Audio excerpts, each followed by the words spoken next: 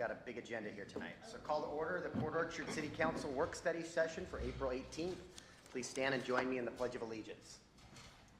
Pledge allegiance to the flag of the United States of America and to the republic for which it stands, one nation, under God, indivisible, with liberty and justice for all. All right, we've got an action-packed agenda tonight, so let's get rolling. Mr. Price is here to talk to us about the unfit and dangerous building abatement code. And Mr. Bond. Yeah, and before we turn things over to Mr. Price, is this? Don't hear you.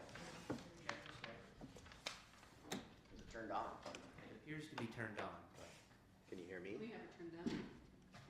Remember we had a max, turn them up to max. It is. Okay. Gotta love new technology. So speak loudly. So before I turn things over to Doug to talk about the dangerous and unfit buildings building abatement code, I just wanted to highlight the main logistical issues with bringing something forward.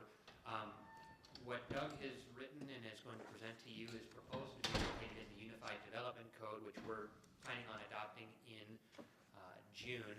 However, if we want to act sooner than that, we certainly can, but it's going to require us to put it in its future location now rather than its old location. And so I mostly am interested in hearing, if you do want to go forward with this, what the timing should be for consideration and adoption. I think it could happen as early as first meeting of May, or we could wait until June when we adopt the rest of the code, and it might be easier just to do it all at once, but it can get Doug to work sooner if we move forward more quickly.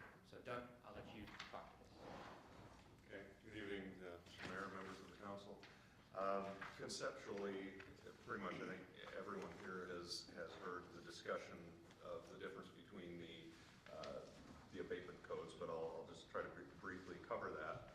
We all know there are dangerous buildings in Port Orchard, and I've included some pages and some pictures of some of those, and there are more. Happy to say I just learned a few hours ago that one that's on the list but not in those pictures was just demolished. Didn't even know that we had a new owner. So some of these are getting taken care of, some of them on their own, and some of them through other types of enforcement, including the enforcement under the current dangerous building abatement code, because the current code is functional. Washington law allows broad latitude for cities and counties to do abatement of public nuisances and dangerous buildings. And so the specific code is not specified in detail. The Uniform Code for the Abatement of Dangerous Buildings, which the city has had since at least 1982, has been used very effectively in Port Orchard and elsewhere to eliminate many buildings. But it's also out of date. It hasn't been updated since 1997, and it's not the best fit with more recent court rulings and Washington state law. And so at this time, I'm asking the council to consider repealing the UCADB and replacing it with this new code that's based on the provisions of RCW 3580.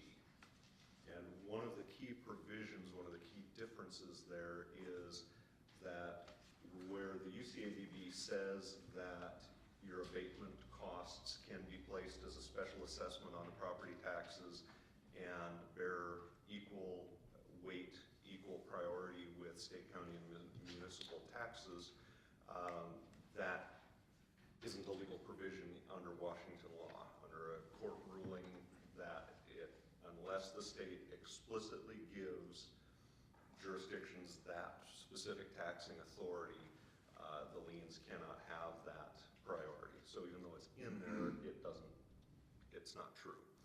So the state has tried to ameliorate some of that with the law that was passed in some changes that were made to the powers of cities in 2016, and they gave that authority in general for nuisance abatements, which includes dangerous buildings, but they capped it at $2,000.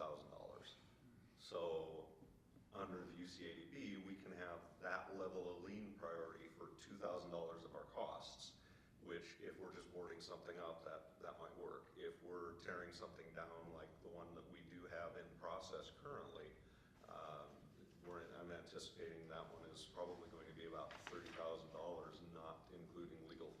staff costs.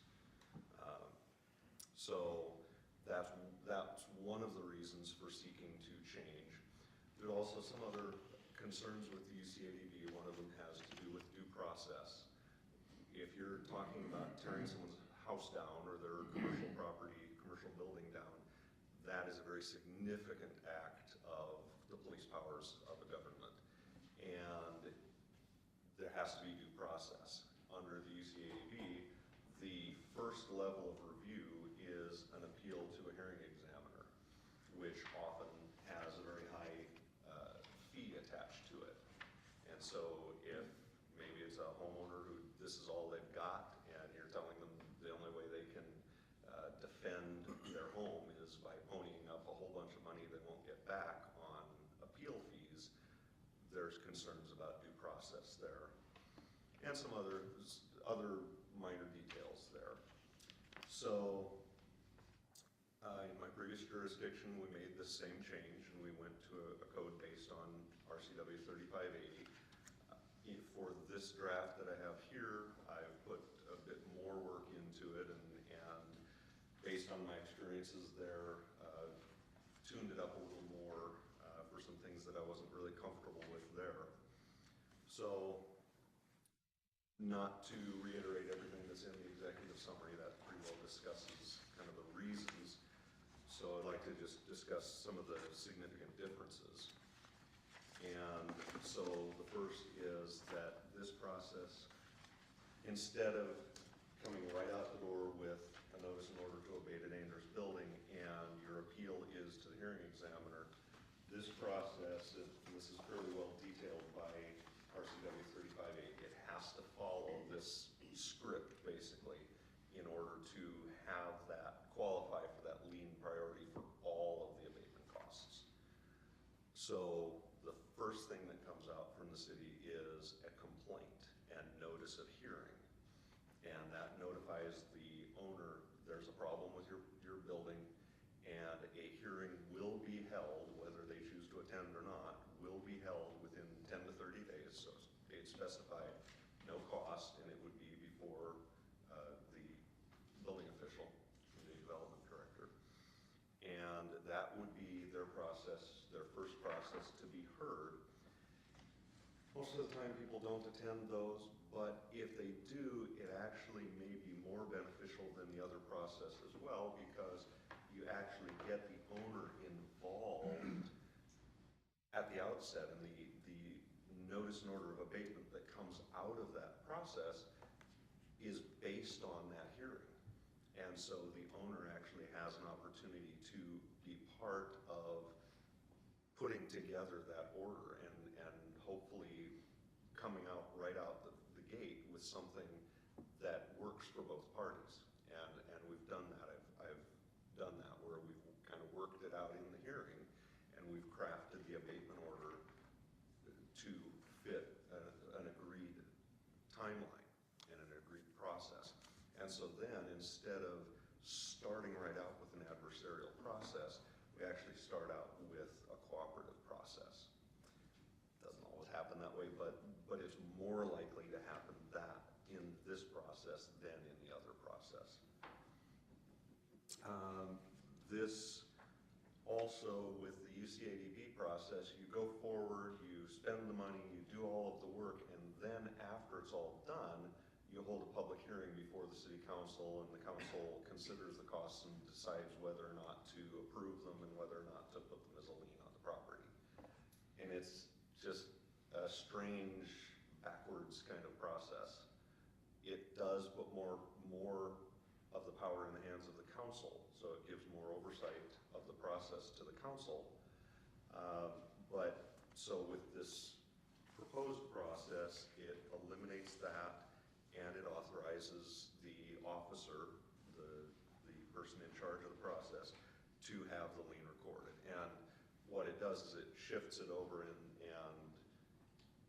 99 times out of 100, this would be done through Superior Court.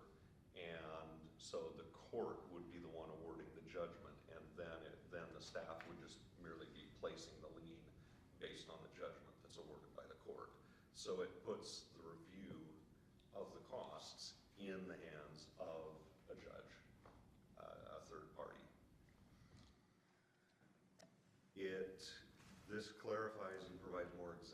of the criteria for determining if a building or structure is dangerous or unfit. And it's not that it's broadening and saying, oh, here's a whole bunch more ways that we can say your building is dangerous, but it's giving more examples, more specifics. Because ultimately, in either process, it's any condition that can be spelled out that is significant enough that it poses a danger to public health or safety or that of the occupants. With this, I've about doubled the number of criteria to give a lot more specific examples, and it just makes it easier to administer. And then also this does, and by the design of RCW 3580, this expands it from simply dangerous buildings to buildings that are unfit for occupancy, unfit for use, and we've made that so it's not just unfit for any use, but unfit for the use that the building is designed and intended for, and it's illegal in the zone, and et cetera. So this, instead of having to have yet another tool to deal with unhealthy apartments, motels, things like that, that's all incorporated into one tool here.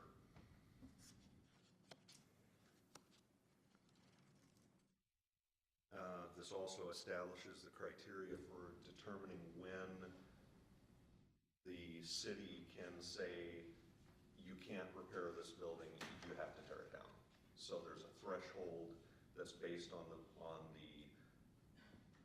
extent of damage compared to the value of the building and the extent of damage compared to the percentage of the building. And this does raise one question that we're kind of bringing to the council for input. RCW 3580 is unclear when it says it must be based on a relationship to the value of the building or the extent of the damage. It doesn't describe value, and there are a number of ways to determine value. One is to use a cost estimating publication that's used by building departments to look at basically the construction value of the building. That tends to set a pretty high threshold. So if you're saying that if it's above 50% of the value of the building before you can say, no, you've got to get rid of this building, that sets a pretty high bar. Another way to do it is to use the assessed value. And that tends to set a fairly low bar, especially if it's been assessed in its current condition, because it's going to be based on the condition it's in, and so you've already dropped the bar down to the ground. Can I just get clarification on that? So the construction estimation is based on the structure as if it were newly being constructed? Let's see, the exact, rather than trying to remember that offhand, the exact language is... In other words, is it based on the cost of the permit, which is based on the value of the construction materials going into it? What there are criteria in here that says, for example, all repair costs shall be based on estimates calculated from Marshall and Swift's Residential Cost Handbook, latest edition, or a comparable publication. Repair estimates shall assume that all work will comply with the requirements of all applicable current codes. If the extent of the damage of the building can't be ascertained, it's assumed that the damage inside is equal to the damage outside of structural components. And then the cost estimates for replacing or repairing include the same type and quality of materials as originally used in the structure unless different materials are required by current codes. No, I know I don't have a vote, but I certainly would hope that we're going to take the least restrictive path here. I think we want to give, if somebody wants to fix something, I think we should give them every opportunity to fix it. And I don't think staff should be driving whether or not, to the extent that we can't. And there's other factors that go into that, and one of the usually when we're looking to require that someone tear something down, there's usually more to it than just the condition the building is in at the time. It's usually because this is a building that even if this owner fixes it, this owner has just continued to neglect this building, and it's going to continue to be a public nuisance even if they fix it, just because of that's what this, that's the ongoing history with this building or something like that. But so yeah, there's a. I tend to prefer the low bar, but I also see that that's not necessarily fair to the owner, and so I'm not entirely comfortable with that. The third way would be to use to get an appraisal and use an appraised value. So that's kind of put out. We kind of left that one open for the council to give us I think input the on. challenge to that is we've already got somebody that we're challenged to get them to put money into their building and fix their building. To require them to get appraisals is another step that would be. They won't be able to just- No, The same as the appraised value or Yeah. the assessed So value? the assessed It value. could be appraised at its diminished condition. I think, well, my experience is appraisals tend to be a little more objective based on just the square footage and all of that, and not so much on the current condition. So you're But saying, that the Marshall and Swift guide would be, that gives them more versus the assessed value. If you're using the assessed value, it's lower, so it would take, if it's 50% is the threshold, Right. that number is much smaller to Right. require So, demolition. yeah, so the the threshold- Marshall and Swift guide, the higher value, that if the number's 50%, that's a much higher threshold, so it's gonna, the homeowner's gonna have, yeah, it's not gonna be as easy to be required to be torn down Right. if they want to fix it. Right, the bar for the city to require demolition in that case is much, much higher Yeah. than with the assessed value. And my expectation if we were doing appraisals would be that the city would pay for those appraisals. And similarly to if we're using the Marshall and Swift guide, I may spend a day trying to figure out the value, and so, the city's paying for that way as well. And the appraisals would go into the lien? Pardon? Cost of the appraisals would be attached to the lien? Yes, it would. And that's one other thing that's a policy question down the line. Could we do an or? Right, suppose we, Marshall and Swift or an appraisal at the city's discretion? depending on. Said depending on situation. staff time, staff availability, and whether we want to pay for that appraisal, we would lean the property. Develop a hybrid. That would be fine with me. I like the construction estimate. I lean towards that side because to me it sounds more like we're taking in consideration the replacement cost, like what would it cost to Right. put that building back, as opposed to just the assessed value. Right. Because the county assessed value is not based in reality if you're trying to rebuild it. Right. And that's what concerns me. And the repair cost is based on the construction cost. So it's a question of how are you basing so you've got the two values that you've got to compare. So the repair cost is based on the construction cost. So it's what do we base the building value on? And the hybrid, that works, I'm fine with that. I think that's fair. And then that just introduces another policy question down the line too, and that is, where I've worked before, we didn't pursue cost recovery unless we went all the way and did a complete abatement and did the whole thing. Other jurisdictions, they will, if they have to go to court and all of this before the owner takes responsibility, they will assess whatever costs they have into it up to the point that the owner takes responsibility and takes care of it. That's a policy question that I haven't represented in here. Are there any costs that can't be applied to that lien?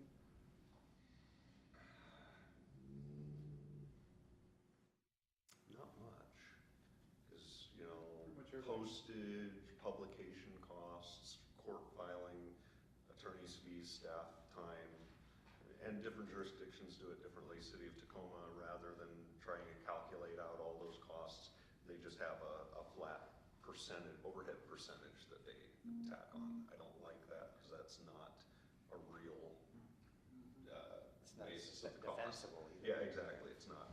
That's, yeah, I don't like that. What's your preference? Well, I'd like to look at a hybrid and a recommendation from staff on that. I think that gives us much more flexibility. But as far as at what point do we, I'm more inclined to, if we're gonna go through that exercise, that we pursue collection of if the any, investment. any investment? Up to the point where it stops incurring costs, is that what you mean? So basically, if we have to go beyond just staff holding a minor hearing and doing an abatement order, if we have to get to the point of sending it to the attorney, then we should start I think we're tolling those spending costs. city funds on a specific property that everyone else in the city is not, they have to pay for it. Okay. And then I think the other point here, and just trying to keep us on track here tonight, how fast do we want to do this? Is it I'm fine with June with the rest of the with code? the rest of the code. That would be simplest. Do you, A question. If we, looks like we are on that trajectory, becoming a code city, do we have any more latitude in this type of action? I think our actions are more defensible, aren't they?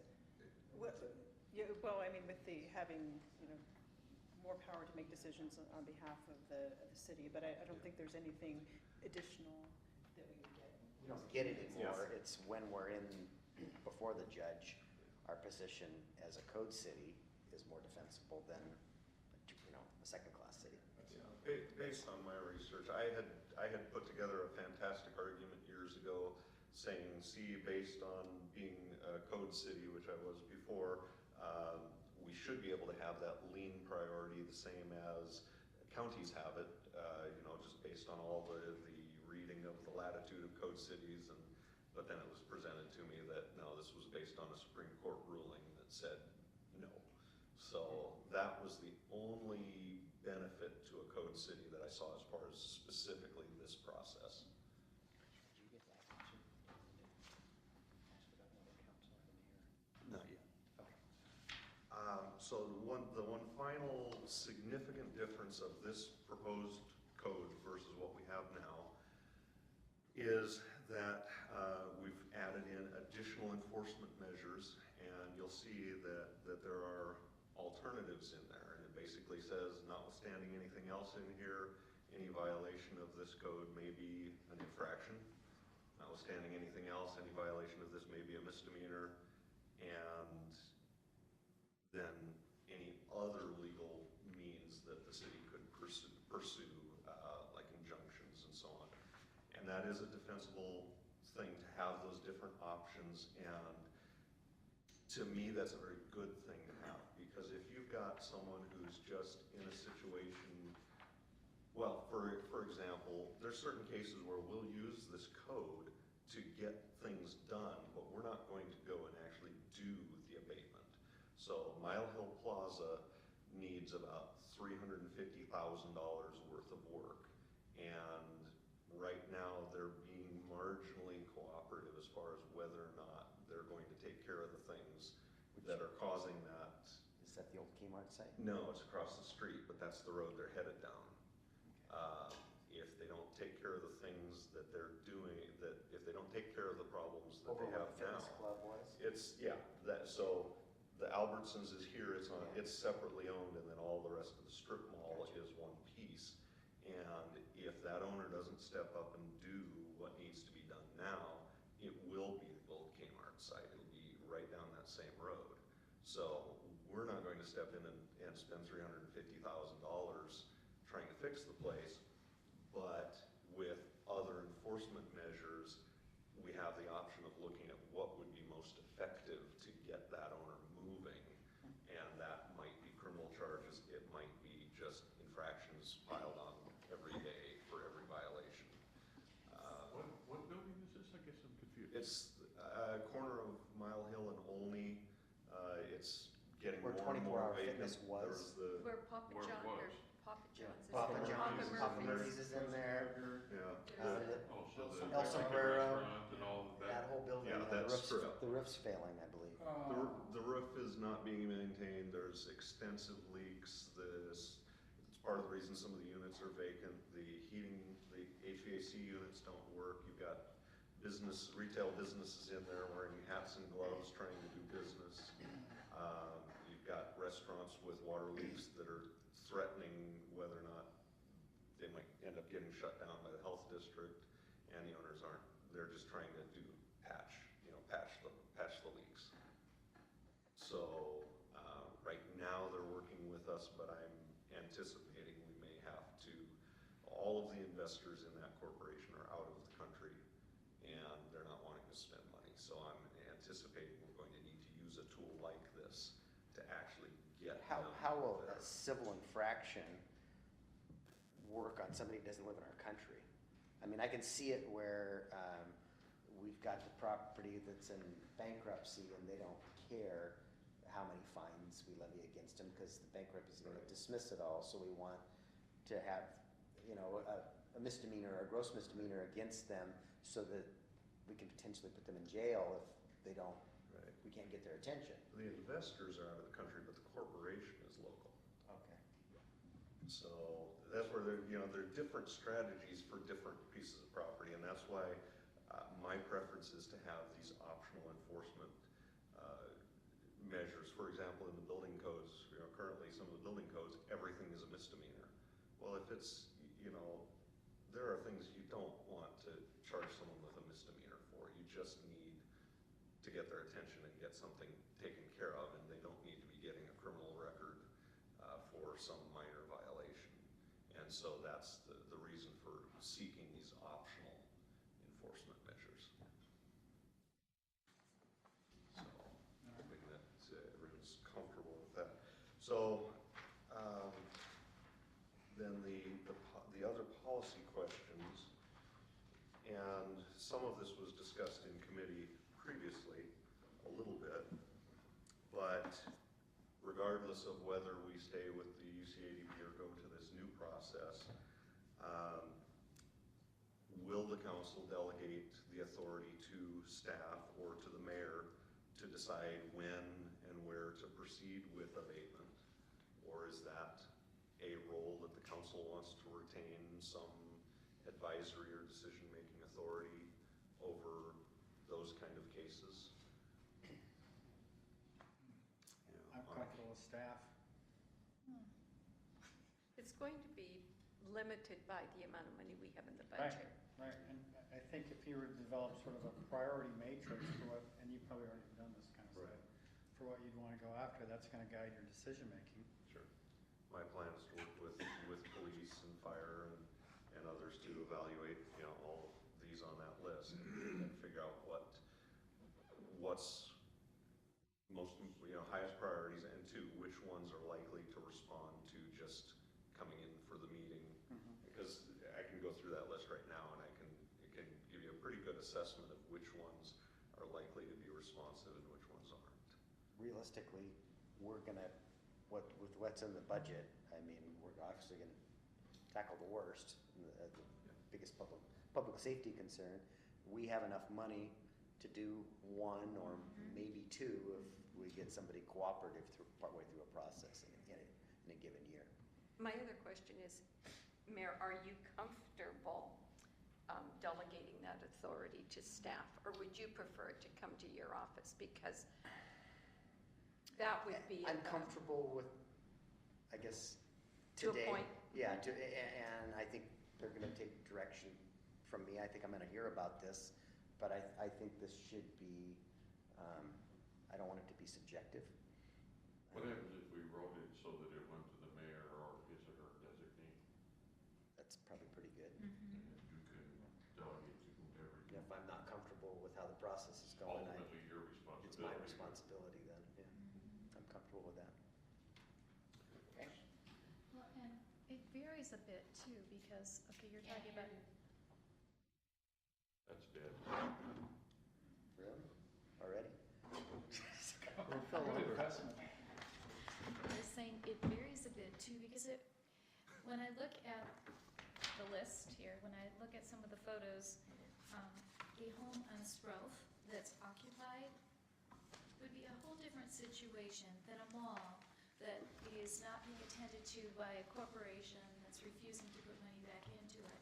And so, you know, as you were asking some of these questions along the way, because it doesn't go to a hearing examiner, I was feeling a little uncomfortable about saying, just allowing a public officer to make a decision. Well, and let me clarify on that. The didn't go through that whole process. So with this process, there's that initial hearing and there's an abatement order that comes out of that hearing. Right. Under the UCADB, the first thing that happens is the abatement order. So in this case, they have a chance to be heard before that comes out. Once that comes out, that is then appealable to the hearing examiner, and then the hearing examiner's ruling is appealable to Superior Court. And then before the city would go on to private, except under emergency circumstances, before the city would enter any property to do any abatement, we would go to Superior Court and get a warrant of abatement. So there's quite a bit of process yet before. And from my prior experience, I was carrying about 26 abatement cases at any given time, and about 40 to 50% of those, the city actually ended up going onto the property and doing an abatement. So more than half resolved themselves. And so there, you know, similarly here, I would expect to have, we might actually physically do, if they're simple, if they're just like a house, we might do 3 or 4 a year with the money that we have available. But we may have 15 cases going because we're going to have various ones in process of different stages of cooperation.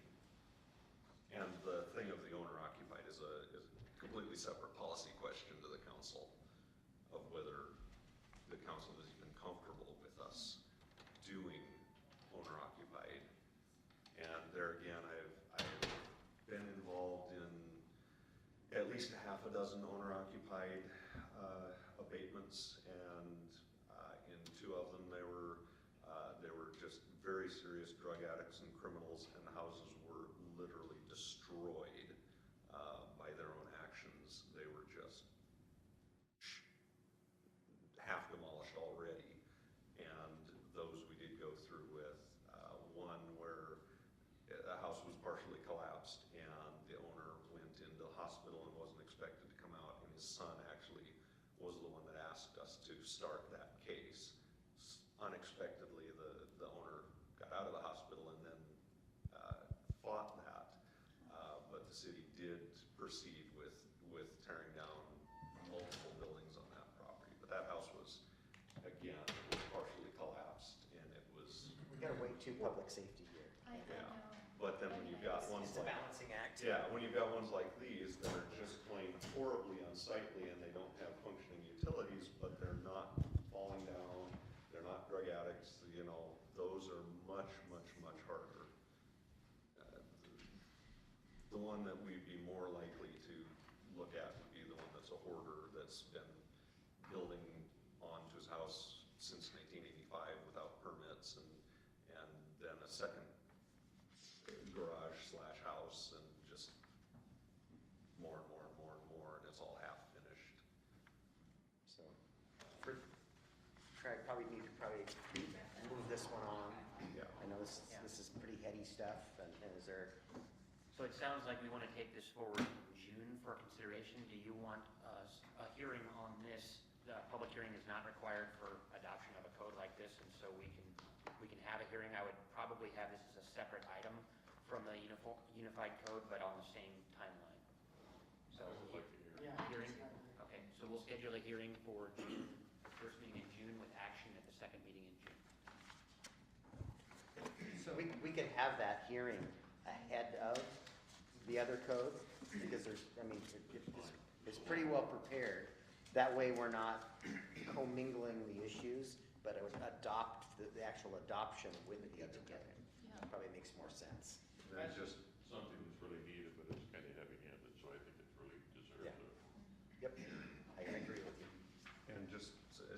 since I'm new to this process a little bit, are there any comments coming back in the meantime on this draft to any changes before? Or I'm not sure what. Decision points there with. We've got, yeah, the policy Either or, points, policy points. but otherwise, we're just bringing it, I think you got consensus here tonight on those, so. Yeah. so otherwise bringing it forward as written then? With the decision points With, that with, we, with Yeah. those? yeah. with Not the- it too. Maybe the last question on question or policy consideration number 4, which is at what point, if any, would the city vacate and demolish an owner-occupied home? Maybe that needs a little more robust discussion than we've had tonight. Yeah, and that certainly, I mean, that would be something that I would never do without a lot of process. In fact, one of the ones that happened while I was involved in the process, I fought it for 2 years. It shouldn't have happened, and I was opposed to it for, I think it's gonna be, Yeah, case that's public one safety that- issues, yeah. and that the house shouldn't be, or structure shouldn't be inhabited. I mean, it's not something we're gonna take lightly at all. Yeah. Okay, Mr. Wiggins, come on up, the microphone's yours. Okay, we were at this last month, I think you had one stakeholder meeting, and we got some revisions from the code from that meeting. That's correct. I met with the Home Builders Association 2 days ago with Teresa and a couple, and Ron Perkowitz, and we went through it line by line, actually the whole code with it. And she wrote back, basically, we don't have, she doesn't have opposed of the way it's written as draft. There's a lot of grammatical stuff that she wanted changed out, and some disagreement. We're never going to agree on everything, but she was overly agreement of way it's written. She did note that a lot of the changes that were struck out was because of what the code is written as in the IFC now, so it does help out with that. Like I said, basically the 2 additions that were really big was the Skyliner issue of not being able to sell Skyliners now, and fire and office stuff, which are very dangerous, so we looked at that. Obviously, there's no issues with that. The second one was with the inspection reporting online, streamlining, so it's all electronic now to give us the reports to the fire department for what we call service providers, which is the sprinkler contractors and the fire alarm contractors, and do the hood systems, which is our #1 concern in the city here is the hoods.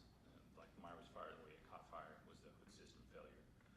Getting those reports to us so we can follow up with the contractor and the business owner to get those things either fixed or serviced, so they're not a fire safety for us all. There was just a couple of small minor ones with 4-hour firewall stuff that we cleaned up that made it talk more as the code is written in the IFC, so we don't do an additional one, so that one's been struck out as well. So that was one of the things we agreed with the home builders to clean things up so it wasn't confusing with them overall. Other than that, any other questions you guys might have on portions or sections of the UC that you have concerns with? I think probably the only one that's mildly controversial is on page 34 in the red line version there. The maintenance, 34. page 34, 107.3.1. And I understand with the fire department, they want the ability to have the companies that service these things reported online. The more inspections that get done as a community, the lower our fire rating is. We all benefit from that.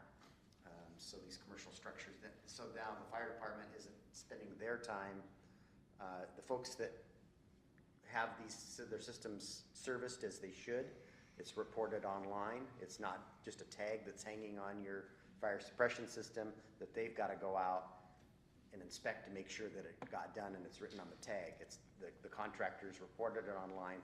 Now they don't have to go out and make a visit. They can go make the visits to the folks that haven't reported their systems and haven't serviced their systems. Part of it goes off. They can if it do keep the old style way it goes, I could come out in January and check and you don't have it serviced yet. You get time and time, it goes by until we have to do some enforcement onto it. But then maybe you don't check that business again, they fix it, then you don't check it again until June of the following year. So you actually get 18 months, and so those systems are getting way out there. And with that, like I said, the biggest concern we have is with the hood systems, and those are supposed to be checked every 6 months. And if we can get the service contractors to give us that report, we trust the service contractors, they have a license, they're bonded, that whole 9 yards, that allows them to be reliable, and we can say, okay, that one was done. We can eliminate going out and seeing that inspection every 6 months if we have the report back. And we can also follow up with them. It gives them ability for us to follow up with them, so. So I believe after the stakeholder meeting, and it was explained to the building industry, they didn't have an objection to this as we presented it, so. When they report online, you verify their license and permits. Correct, so and we have a very good list of who the contractors are in the city that's doing the work. When they would submit the report, it's the same company, iRoll is the same one I use for my inspections, if I go out and do the business inspection. It's just a separate section for them. And when they report, I get the whole list, a list of the report with their signed documentations and their findings of the whole system, so. It does happen. And I did talk to the contractors out there that are using this system, that want us to use this system, that they were all very glad to use it, so they can stop the snail mail portion of it, and then I don't have to try to file in a paper file, so do everything electronically now, so. That part does Way to help out. cross-reference and make sure they have a city license. We can, it's just, I'd be working with the city, making sure they do. As far as I know, all the ones that we have in the city, they do have it. I mean, we only have like half a dozen that do some work here within the city, so they're all pretty well known. The ones that come in from, I have one from Oregon that I've had sent to the city that didn't have a license, and so I'm sure they didn't. But they're easy to catch that who don't, because they're the onesie-twosies that are just coming in a little bit at a time, so. Other questions for Brad? I know Brad has one more meeting set up with the realtors before this comes back before you guys for adoption. I have a real insignificant question. But on page 33, we have a group A-3, and the fire area, it says number 1, the fire area exceeds 10,000 square feet. And then in parentheses, it's 929 M2. Okay, if we go down on that same page to our group R3, if that fire area exceeds 5,000 square feet, it has the same 929 M2. Very model. Uh-huh. Yeah, it's still in square meters. Is it the same whether it's 10,000 square feet or 5,000 square feet? Probably not. Good chances not. I think all the references are supposed to be 10,000. That's an existing. No, that's not true. R3 No. is 5. R3 R3 is house. 5? House. Okay, so that square meters needs to be fixed. Yeah, Good catch, that Brad. goes back probably 6 years. Well, the other thing that I'm remembering is the last time we did this, the home builders were very excited in the one area we had is 10,000 square feet and they wanted it reduced. So I'm sure not everyone may remember that. And we have 10,000 square feet under the A13 group. We have it under the A4 group. We have it under the B group. I just wanted to make sure that we had it correct. So, one last question, do you want a public hearing on this item? Because this, again, it's not required. We could do it in advance of the unified code where you would hear it a little bit ahead of time. Why not? Yeah. I think so. Okay. And then we'll bring this together with the unified code all and one pretty little bow on it, in theory.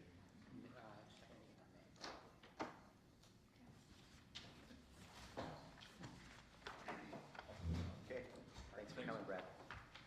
Okay, we're on to number 3.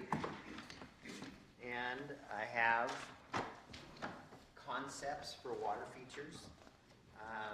I do have to share, I still have reservations about adding a water feature to the park, one for the construction cost is one consideration, but the ongoing maintenance, and in particular, anything we build that kids are gonna get in and play in, we're gonna have to filter the water. That's what caused a significant expense over there in Bremerton. They didn't plan for kids to play in that fountain, and then all of a sudden they had a Is that health, why it was shut down for a while? yeah, Oh, health okay. concern Was the kids with in diapers? Some of them- kids do things in swimming pools. And so if you really, really want a water feature, here's what the landscape architect and I talked about. More of the sloped features, and I personally don't think these are real good examples, but I've seen some very good ones where it'd be more stones. So if you looked at the picture over by the restrooms so on the water side, we've got a water feature. We've got wave noise and all of that. If we were gonna do this, I think it's part of landscaping along the street to create white noise to drown out the street noise. And I think it's a natural looking water tumbling down boulders to a vessel that's not a pond, and it goes into a reservoir that's underground and it pumps it back up. Right. Just like what's up at the roundabout. Yes, that's a good example. That's a good example. I don't know why that's not the pitch on the pictures here. That I is think that would be a perfect. okay, so that's what I would envision, built into the hillside, by the restrooms there, is part of the landscaping there. So with that, I'm gonna, I have a pond with a waterfall. We love it. It creates all kinds of white noise. I can hear it. It's a huge maintenance thing, even for me. I mean, I spend an hour a week. But the difference is that you have a pond. It's not the pond. It's the pump and the needles, and that's what. But with the feature that you were talking about, like the roundabout, there's a natural screening with that river rock that is. We're gonna have Public Works there, I guarantee you. Oh, I'm Once sure. or twice a week, you pop the cover off of the pump. It's got a screen in there. You pull it out, you rinse it out, you throw it back in, because that's what catches all the needles, and it keeps them out of the impeller. Sounds like a swimming pool, yes. Yes, exactly. Yeah. So with that said, if we were gonna go this route, that's probably what I would recommend. And with that, I will let you guys debate the issue. I will just say that a company I worked for, we put a water feature in. It was just a little waterfall that goes over some rocks. And we were very much taken back by the cost of that. It was significant. We hadn't anticipated that it would be nearly that much in For O and M the or water. acquisition? Pardon? What I forgot to mention, it's on a year-round, it evaporates like crazy. Oh, yes, And on it a hot does. day, Yeah. it's amazing how much my pond will drop. There's an artesian down there that maybe we could tap into. Okay. I just Is see, there- I is there- see dollars, Why dollars, is that dollars. 10 feet I in front of see, 10 feet? Yeah, my feeling is, depending upon the cost of it, what's the benefit to the cost? Now, I'm very supportive of a water feature out at McCormick Woods. But down here, we have Sinclair Inlet as a water feature. I'm not sure why we need. Well, the only Something thing, else. I thought about that last time Scott brought it up, why do you want to feature so close to the water? Remember, the inlet gets polluted. Really, we had sewage Right, but we're not, overspills. this water feature is Oh. not going to be for kids to play in. No, but I think Yeah. a water feature really makes it so much more attractive and unusual for a recreational area. I'm thinking of the one in Vancouver, where across from Esther Short Park, where they have their revitalized Hilton Conference Center, and it's very long, and you have families and kids walking into it, and I'm always appalled that they're walking we- in the pond. We But, can't have, I would People strongly like to get recommend wet. we don't have any type of standing water, because, well, then we're gonna have to filter it and treat it. And so anything we do, I think it's gonna be, posted on it that, don't drink the water, because they'd probably put the equivalent of a hot tub tablet in it to keep the algae from growing. I mean, Is it University Village in Seattle that has the wall kind of near the Ram, that has water just coming out of part of a wall where you could actually sit on the top part and it cascades down, and that's where people congregate. It's just cool as can be.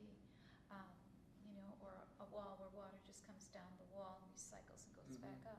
Or signage is now being done that way, where part of the sign, a back part of the sign, can have a cascade of water. All of those things, I think, are just really attractive. So anything that can be worked into an existing feature. so what we talked about, if we're gonna go this route, is the architect recommended as far away from the, because as Beck was saying, we've got a bay that's got the water noise. If we're gonna do it over by the street and make it part of the landscaping. So I just wanna, I think tonight I'd like to get to the point where, are we comfortable, other than the water feature, with the concepts we have? Yes. Yes. Okay. Yeah.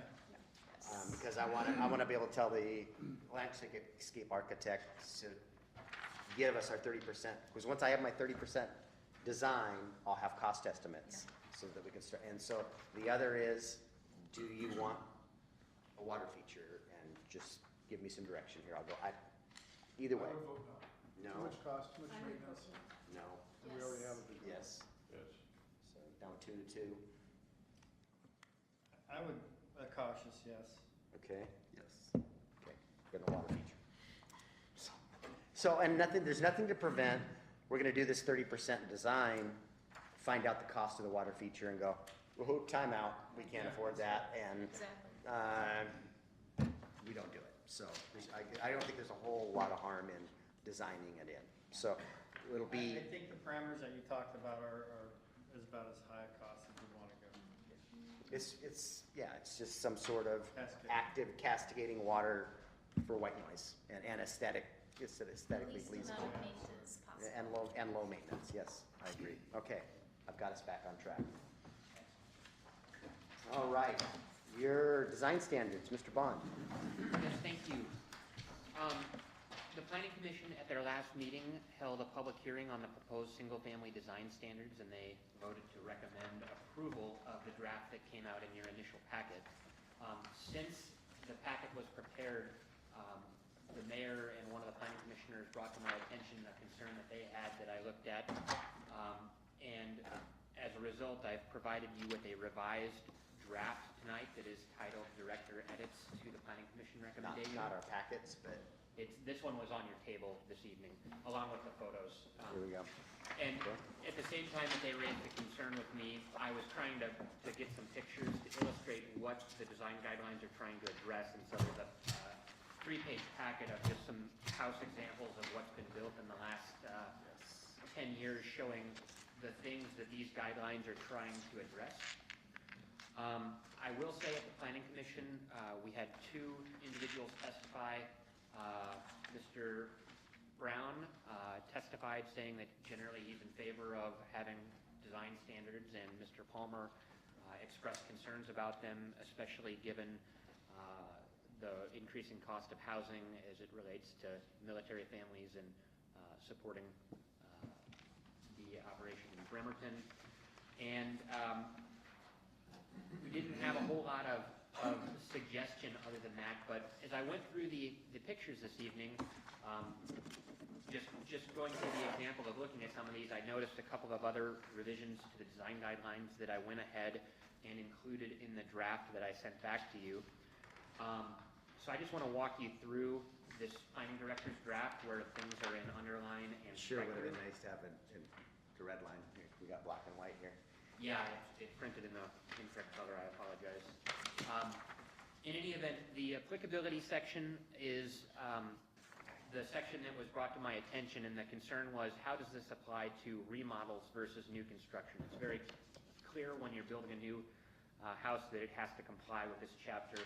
And so we wanted to clearly state that this applied to only the portion of the house being modified, except when the project value exceeds 50% of the tax value, in which case it applies to all of the building with the exception that we're not gonna make you move your garage as part of a remodel project. We're not gonna make you add windows to the existing portion of the house where you're having to cut holes in your walls, and same thing with adding architectural features to an existing roof. We're trying to be reasonable when it comes to remodeling, but still make sure that the architectural detailing gets added to the addition, and that where minor architectural embellishments can be added to the overall facade, or if you're resiting the building, that you don't replace T111 with T111. So that was the first change. The other change, if you look at some of the pictures out at the ridge, so the third and fourth pages show a couple of the houses, and I realized that our goal of de-emphasizing the garage said that the garage needed to be set back relative to the occupied portion of the house, but you do have houses that sometimes have occupied space above the garage, and so we changed that to refer to the ground floor occupied space, so that there's not a loophole to allow for that sort of house to be constructed.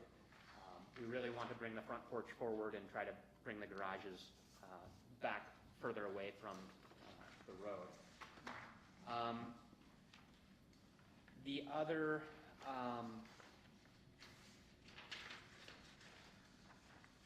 there were a couple of minor changes. If somebody has a really big lot, we didn't want to prevent them from having a circular driveway or, you know, 2 driveway entrances for their house.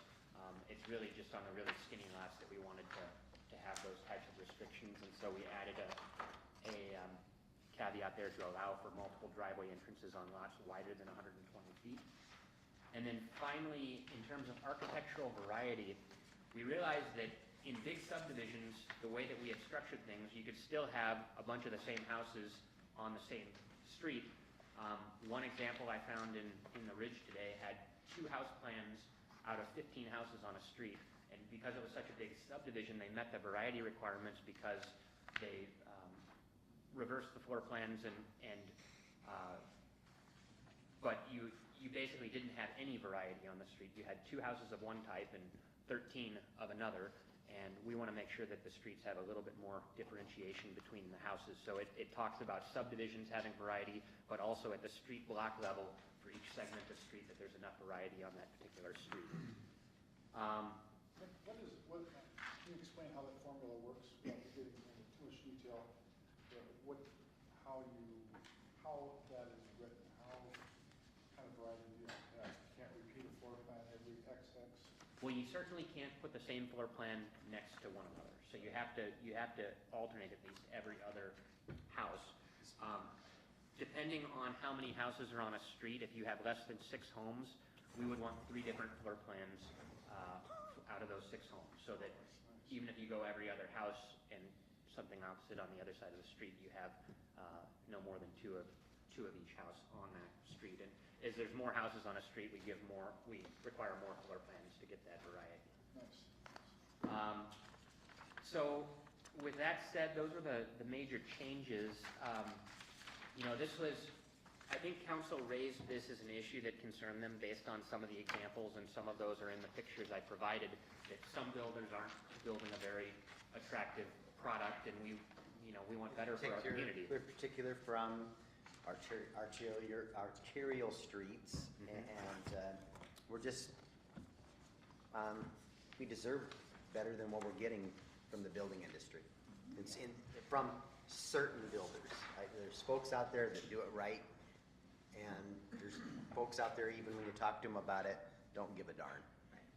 And McCormick Woods, we did run these standards by them outside of the public hearing, and they said that they didn't have an objection to this. They did propose some revisions that were incorporated into what the Planning Commission voted on. It's not a perfect solution. It probably will increase housing costs, at least slightly, to do some of these things, but I think, it'll increase the construction costs slightly to accommodate some of this, but hopefully the return in terms of values and the quality of housing that we're going to get is going to be worth it. These are very difficult things to, you can't write the perfect design standard, but I think the question for council is this better than not having anything? And I certainly understand the housing cost argument, and I'm comfortable with whatever decision council wants to make. I would support that because some of these big wide garages are very unappealing when you are bombarded by them on a road, and it is kind of odd that, I mean, and we remember walking through them. It just seems odd that you're walking around the garage to the porch, and it doesn't promote any kind of, well, interaction. But I personally find this aesthetically not very attractive, and anything we can do to encourage, I guess, better variety. Are there options that they can still get their two-car garage in and make them It depends on how wide their lot is. On very narrow lots, I mean, if you're really narrow, you may have to go to a tandem configuration, or if there are alleys, you can use an alley loading garage, but. Even in these scenarios, there's architectural features that could do to dress that up so you don't get a great big sheer wall. I can't object to this, this law, I think it's great. We deserve. We can't hear you. Sorry. I can't hear you. Well, I think this is probably a long time coming, and if you do have to add a little bit to the cost, I don't see that it's gonna be that much. I saw, an arbor over the garage door. I'm gonna guess that's probably less than $100 worth of materials. It'd make any one of those look a lot better, break up the horizontal line. I think this is a huge improvement. I can hardly wait. You know, the city will look so much better in so little time, and I've looked at some of the yards out in the ridge where you're looking straight up at a fence that was just going up like this, and you could roll a ball down, and it's so unattractive and it's not usable. If I had to move into something like that, I would be planning the very next day when I could get out of there. And the thing is in the long run, if you build homes that are more attractive and usable, people will not be needing to move out and continue that. You'll have more stable neighborhoods, and I just think it's a great investment in the future of the city. These standards are wonderful. The idea of building roof lines that allow more light to the neighboring house is excellent, because we talked about how important it is to have light that goes into each other's homes. So these are, I was reading this and going, yes, this is so cool. Oh, it's well thought out. Yes. So on this one, right now it's numbered so that you could adopt it sooner than the unified code, and then we would move it as part of the unified code update. But, you know, it's a month and a half difference in terms of when you want to adopt it. So if you want to take this on, we're too late to have a public hearing for the second meeting in April. We could do it at the first meeting in May, or you can wait until June and roll this into the other work that you're going to be adopting. Okay, my take on this is obviously different than my fellow council members, but when I read it, I did a complete pushback on it. I, as one, have wanted design guidelines.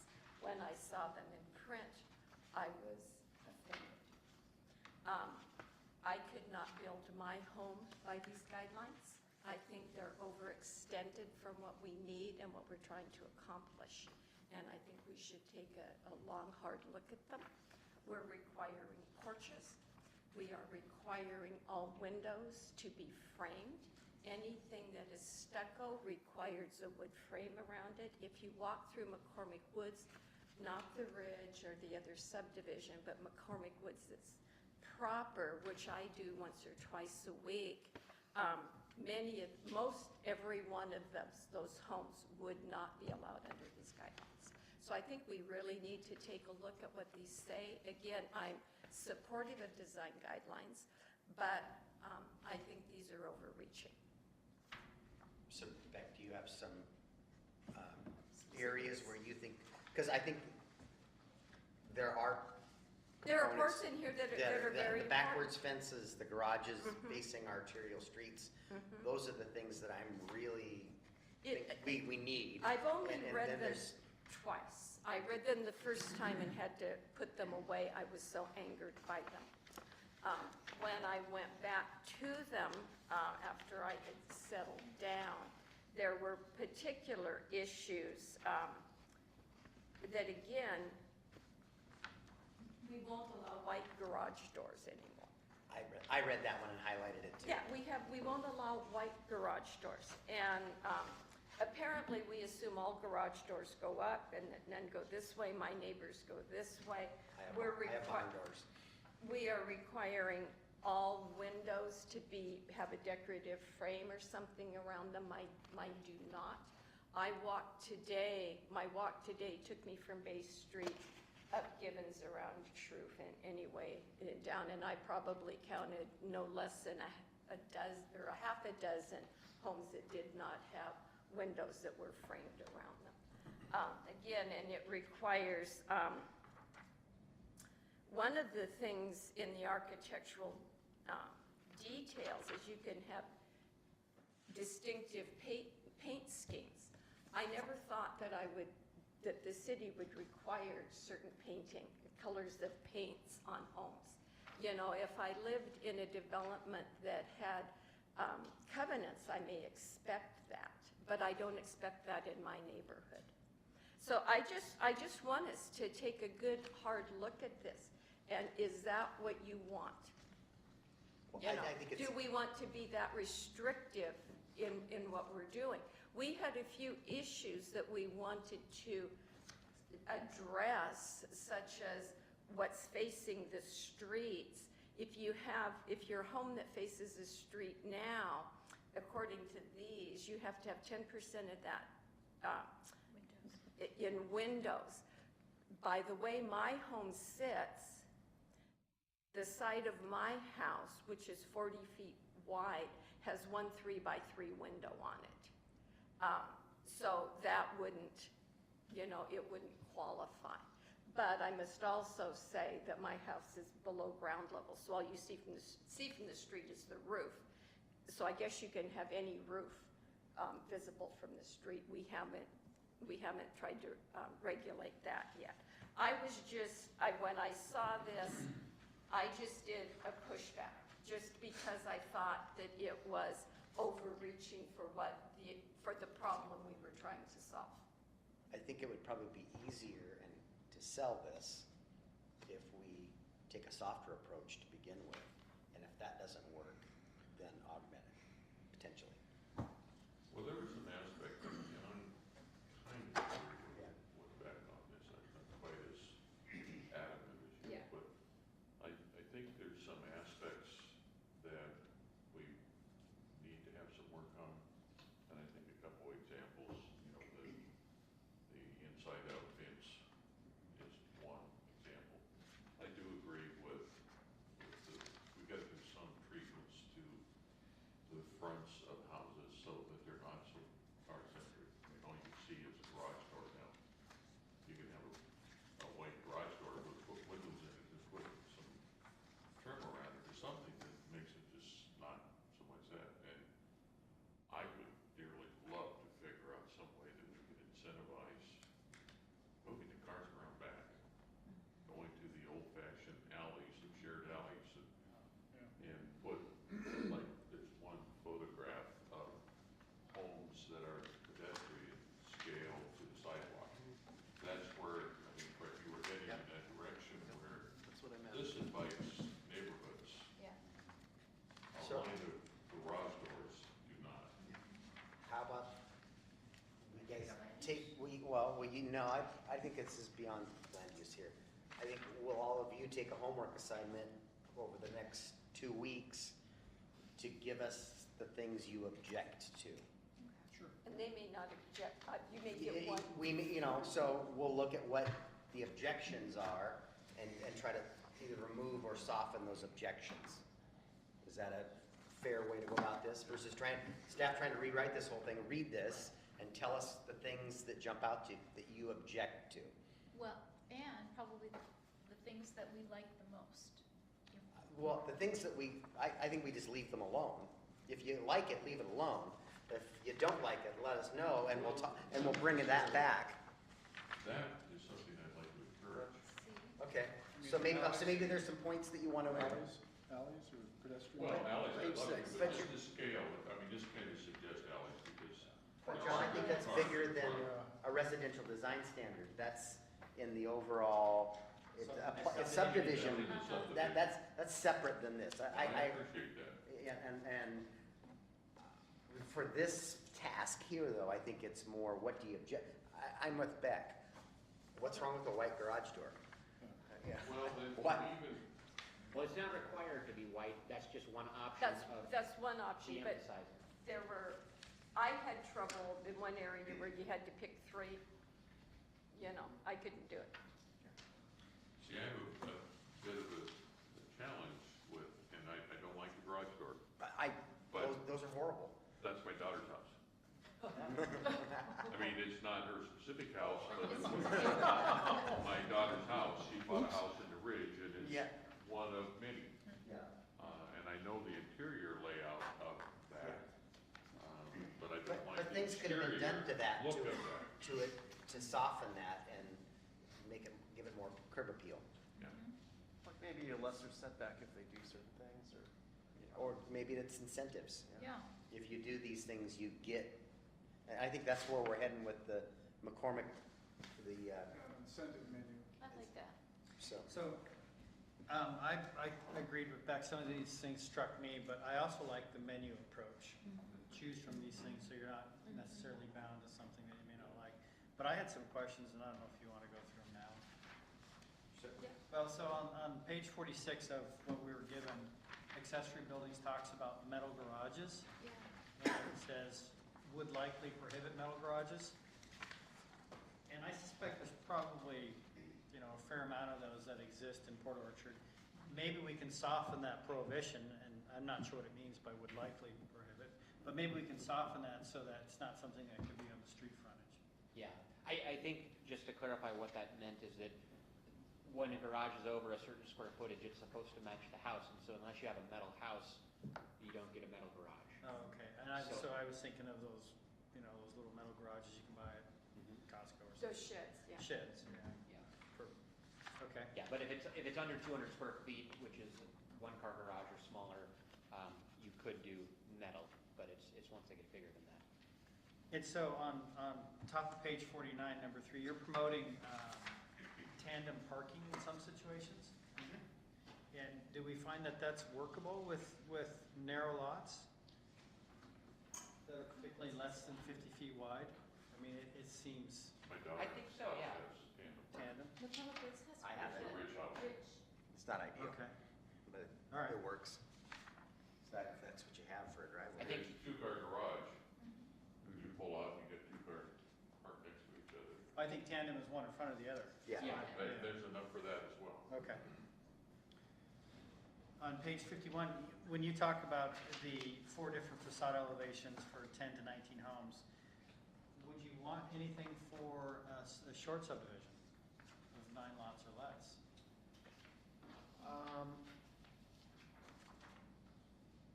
Would you want to specify a minimum of 2, or? Yeah, I think you probably would, you're right. And with the new language on block, What page were you on with the other one? that was page 51, Right here, Beth. I had and it just- starts out at 2A with 10. Right. On page 53, with respect to the discussion right above the diagram, hip roofs or similar construction are encouraged. If we want it, we should ask for it, because the words encourage don't really go very far. Yeah, I was actually trying to soften that because Right. I thought that, there were circumstances, I mean, if you see a lot of modern architecture now that people are building, at least Right. in Seattle, and if you want a flat roof, that's certainly not a hip roof, but if you do like a single plane, Yeah. modern type architecture. I mean, it introduces another aspect of building review and design, certainly, that people are not necessarily familiar with. But if that's what we want, then I would suggest we look at strengthening the language. You just triggered a thought I meant to bring up, and that is, by adopting this, you are creating quite a bit more work for staff in terms of reviewing building Yeah. plans, Oh, because for sure. the building inspector is not going to be the one reviewing this, and so now house plans are going to go to the planners to check off the boxes that they've satisfied these requirements. And it could be a simple checklist, but you are, that's probably at least a review a day per planner for design guidelines. And, With a flat fee, right, for the building permit? correct, Yeah, yeah. so, that's, Still think it's the right thing to do. yeah, I don't disagree. On page 55, at the bottom, F, approved columns or posts may exceed the height of the fence by 1 foot, must meet all permit and setback requirements. Is that a post of the fence that then now has got to be setback or meet setback requirements? That is a good question. When I printed my packet, I printed from a different source where they're not numbered the same, so I've got to locate that. It's 1655.080. F.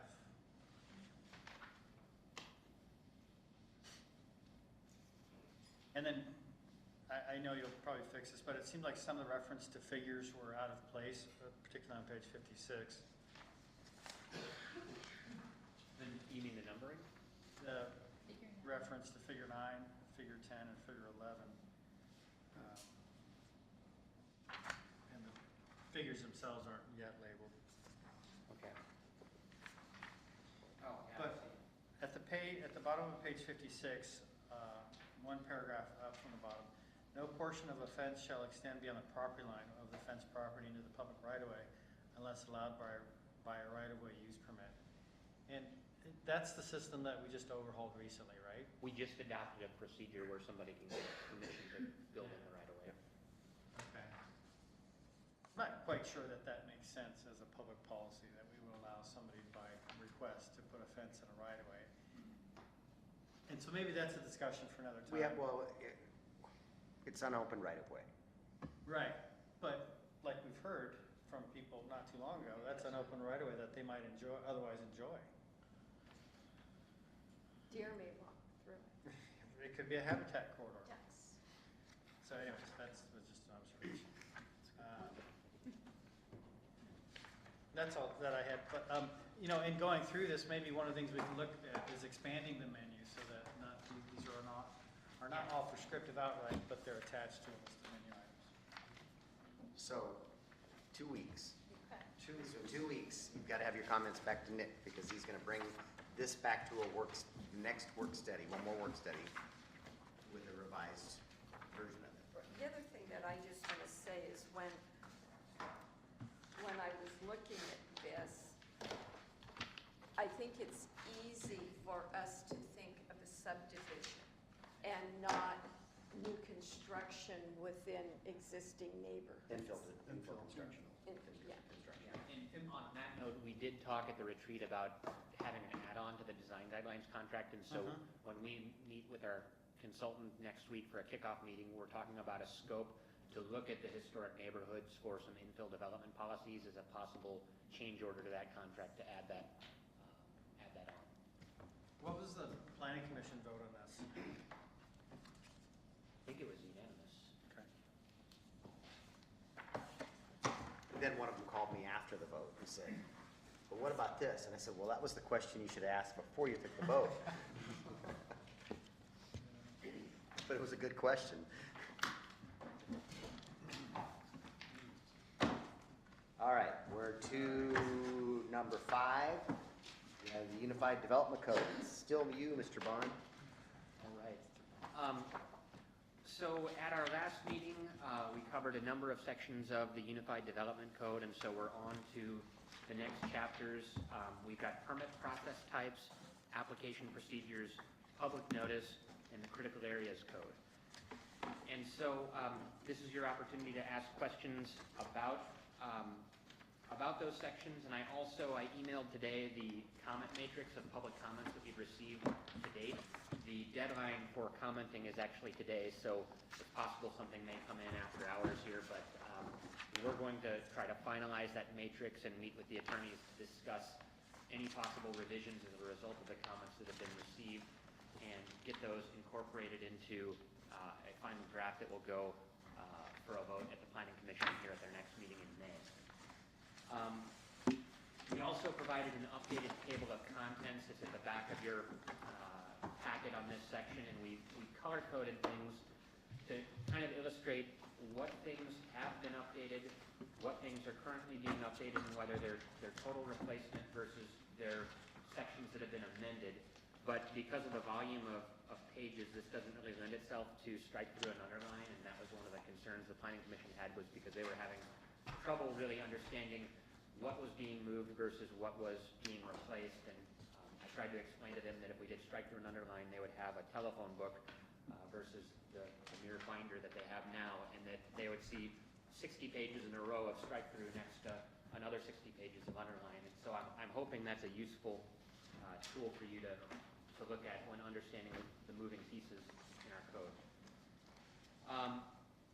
To get into the specifics of, I'm going to start with permit processing because I think that's a pretty straightforward section. The permit process types chapter, basically we've created 5 different types of permits, so numbered 1 through 5, and each one of those permit types varies based on who makes the decision and what the appeals process is. I think it's a little bit easier to read than what was in our interim regulations, and then there's a table that sorts out the different permits that we have and what type of permit they would be based on that matrix. One thing that we've sent to the attorneys to ask about is that the Building Board of Appeals is created through our building code, and it's a separate appeal process. It's a step that can be taken, and it's not identified anywhere in here, and so we do want to make sure that the Building Board of Appeals is inserted into this chapter. So that's, as far as I know, the only outstanding issue to address here. I just had a question on your type 1 processes. There's no administrative appeal for type 1s.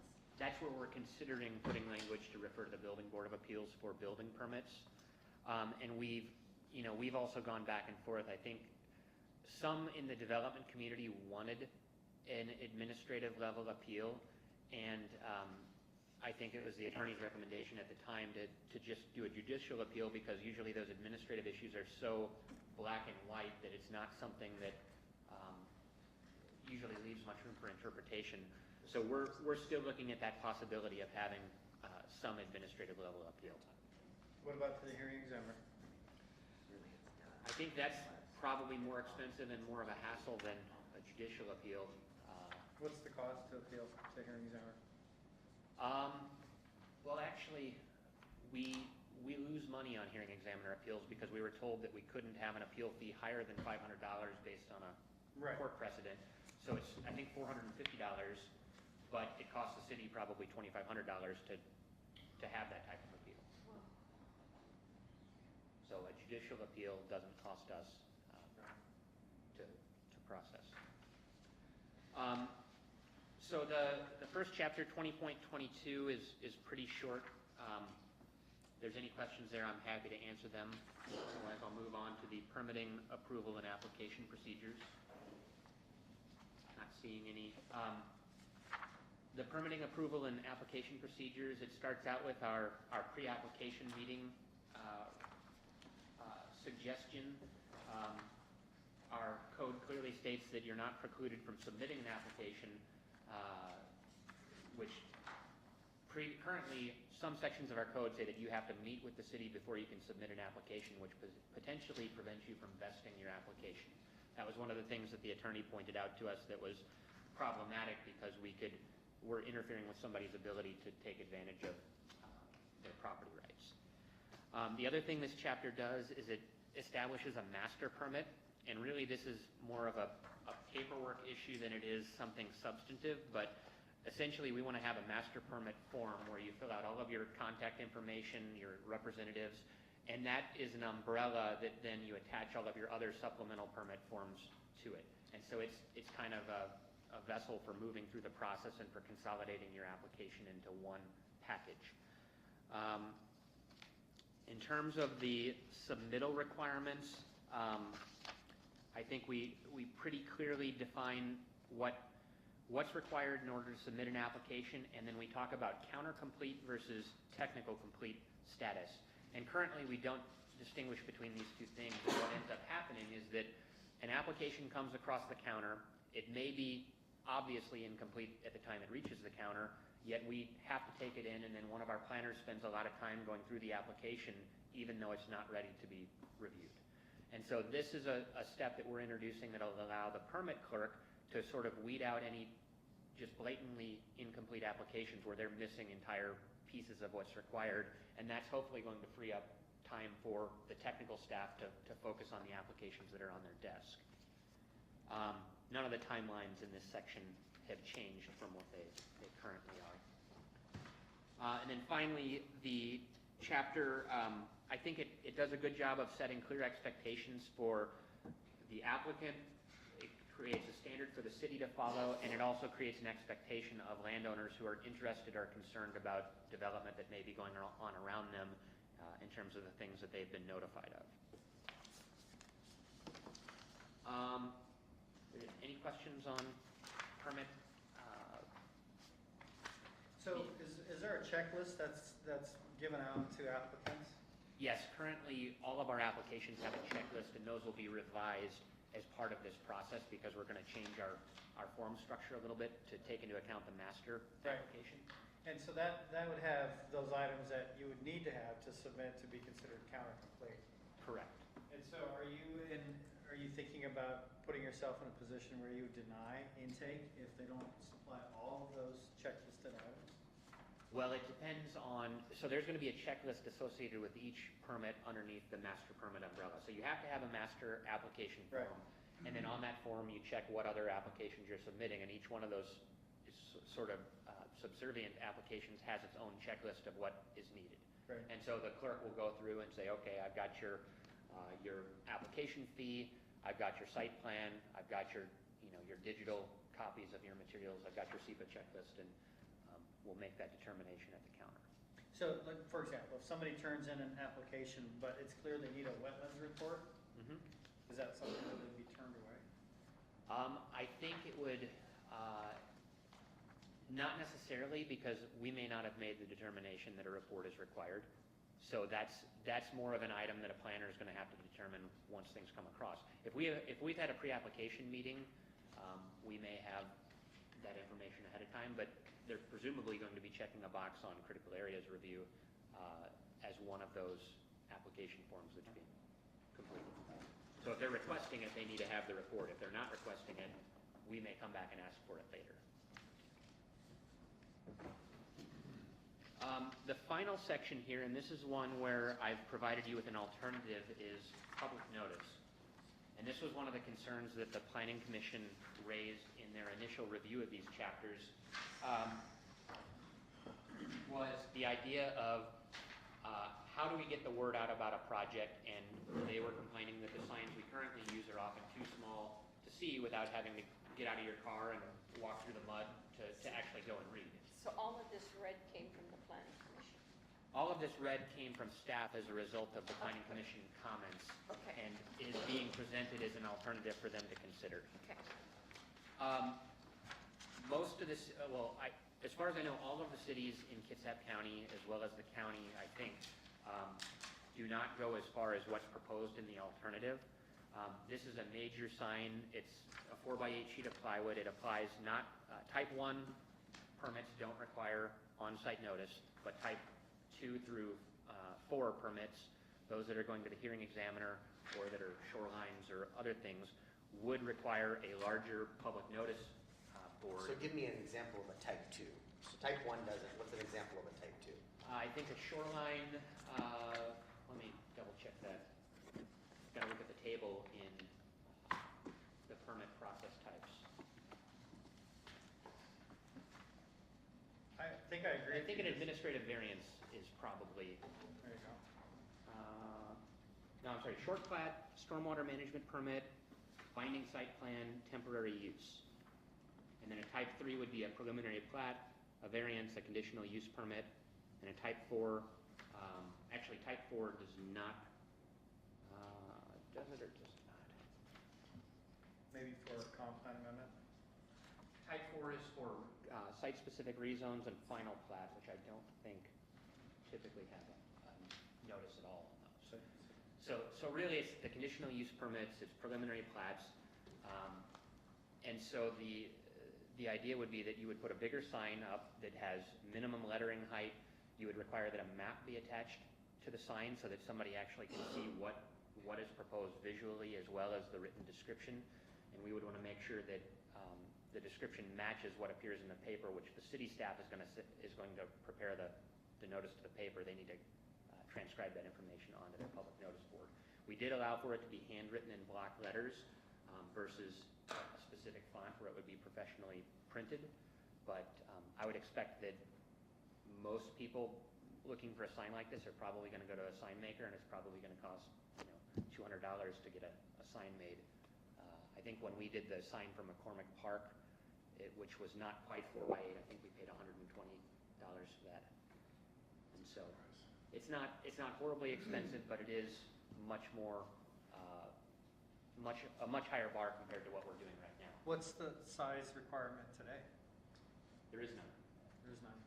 Yeah, and currently you get a big public notice sign that says public notice across, and then there's a piece of loose leaf paper in a plastic enclosure that's taped on there, and so you know it's size Pretty 12 small. font. Yeah, you gotta be walking by.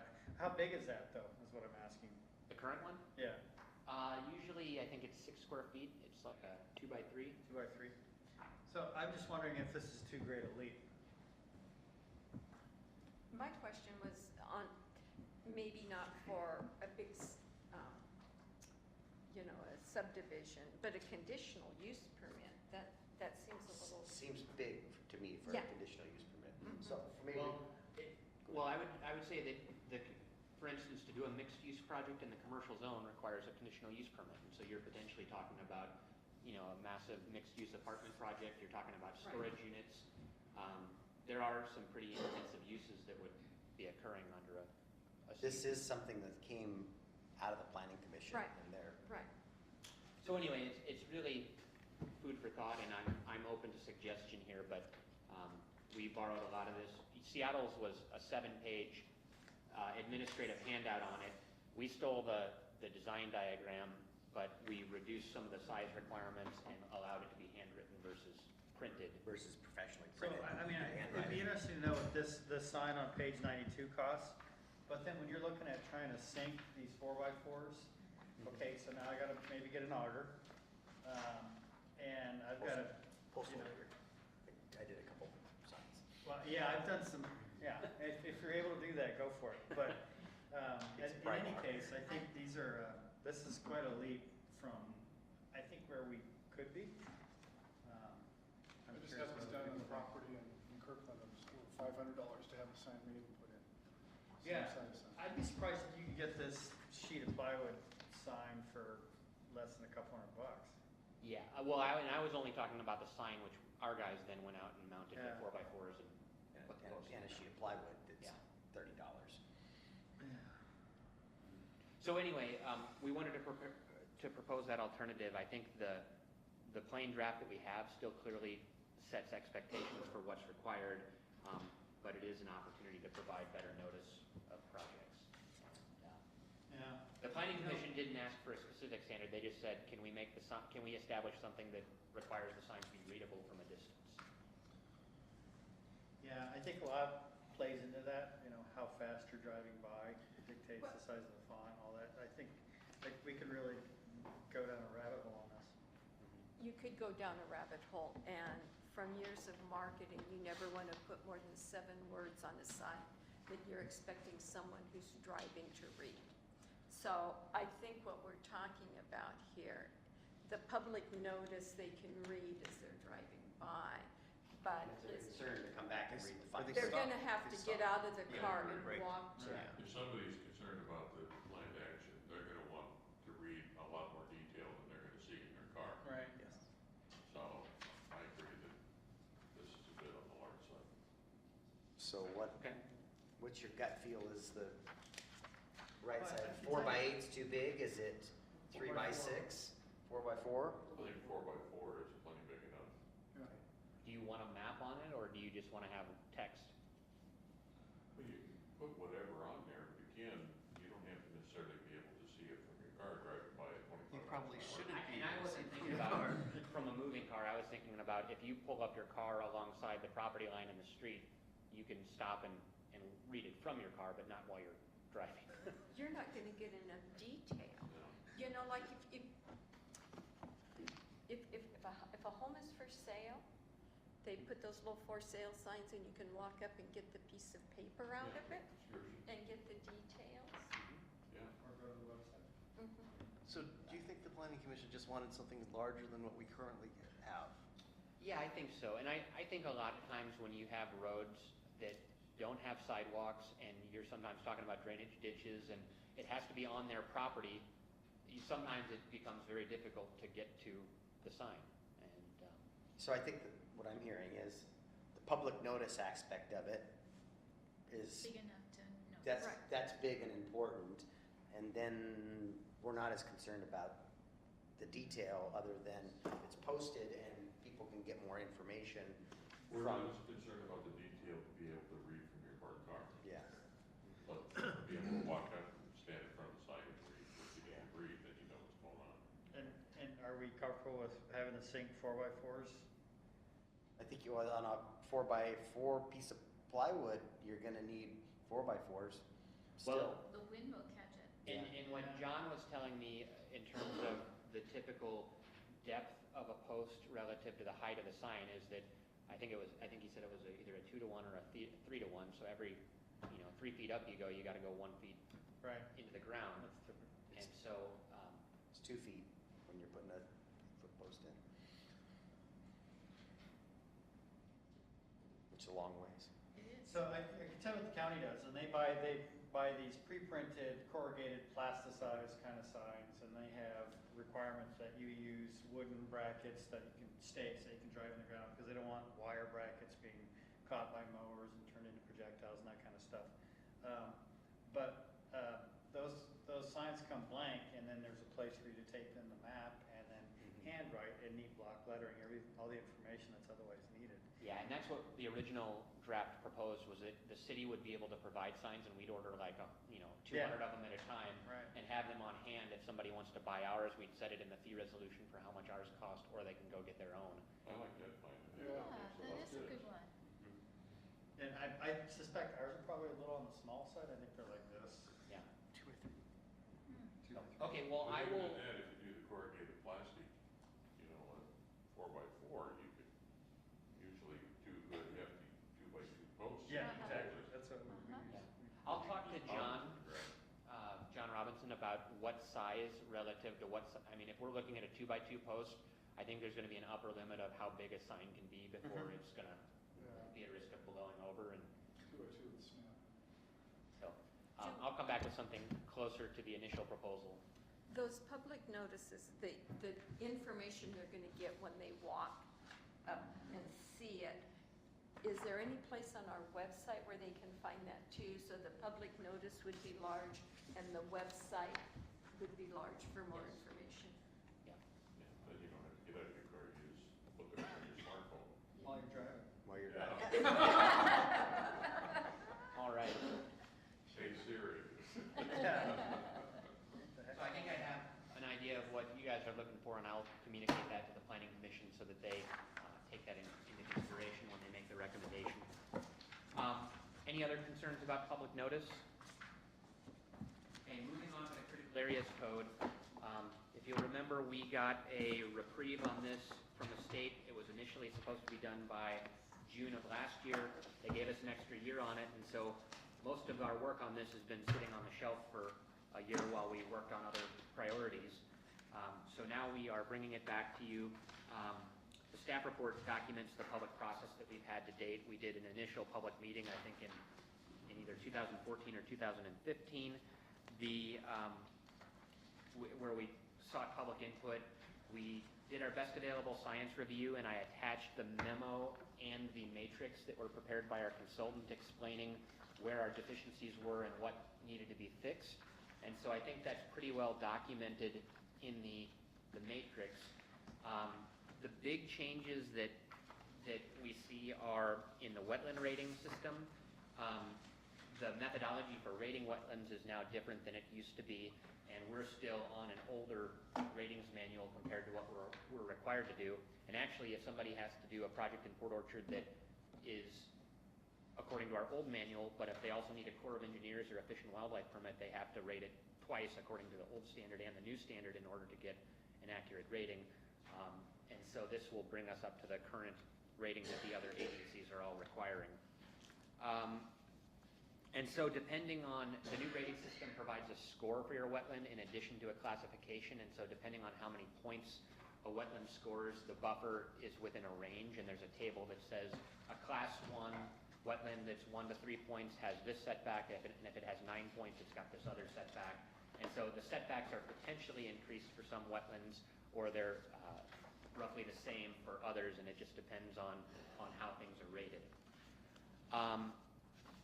The matrix, like I said, I think most of the changes were, we had a number of exemptions in our code that we're not allowed to have anymore, such as for agricultural uses, we're not allowed to exempt them from wetland standards. But mostly it had to do with, I think, the wetland science, and we had updated our CAC in 2009, and so we weren't that out of date with things. And I guess if there are any questions about the critical areas code, I'm happy to try to answer them. I apologize if all the work was done 2 years ago on this, and so it's a bit difficult to jog my memory on some of these things. So it looks like for this chapter, only DOE provided comments. There weren't any public comments? So far. There have been no public comments on it. It was DOE. The tribe did submit some comments. Okay. I think in the Title 20 matrix, we received critical area code comments in the Title 20 notice, not in the matrix I see. provided by our consultant. Closing tonight at midnight, Yeah. and I know the realtors have a few comments. Yeah, but I didn't see them commenting on critical areas. Okay. No. I think mostly the fire is being aimed at the county on this. Yes. And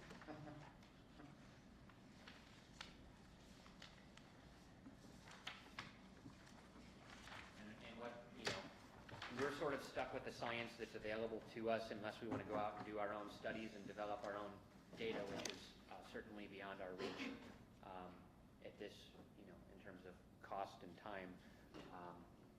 We pretty much have to adopt the guidance that's provided and make sure that the science is reflected in our policies. Nick, I have a question about the matrix on the last page. Which, the public matrix? Yes. Okay. Next to when you're referring to the View Overlay Protection District and deleting references to trees and vegetation. Yes. So is that a new deletion or? So we deleted a provision in the last few months that had to do with arbitration, where the mayor was supposed to facilitate arbitration between disputing property owners.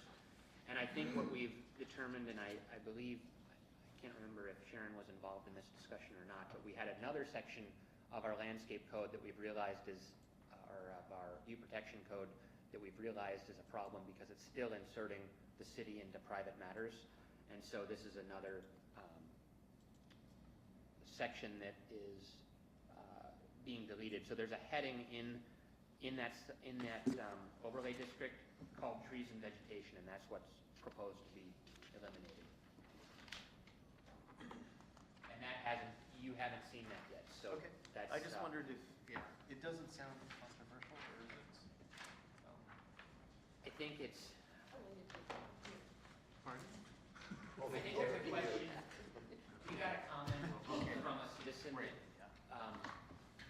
asked whether the view protection overlay district applied to trees that were planted but had not yet grown to a height to where they were a nuisance, and whether we're going to try to figure out whether those trees have to be, whether we're going to order them to be removed or not. And as far as I can tell, it's not something that we can enforce. We don't have any information on when things were planted, whether they have a legal right to be there or not. And I think we need to just try to make that much more clear. No. Okay. I was just curious if this was referring to that. Yeah. Okay.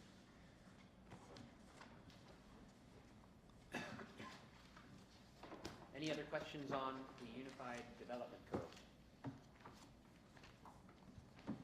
Slogging through it. We'll bring the last sections to you at the May work study, and hopefully by then we'll have a planning commission recommendation as well.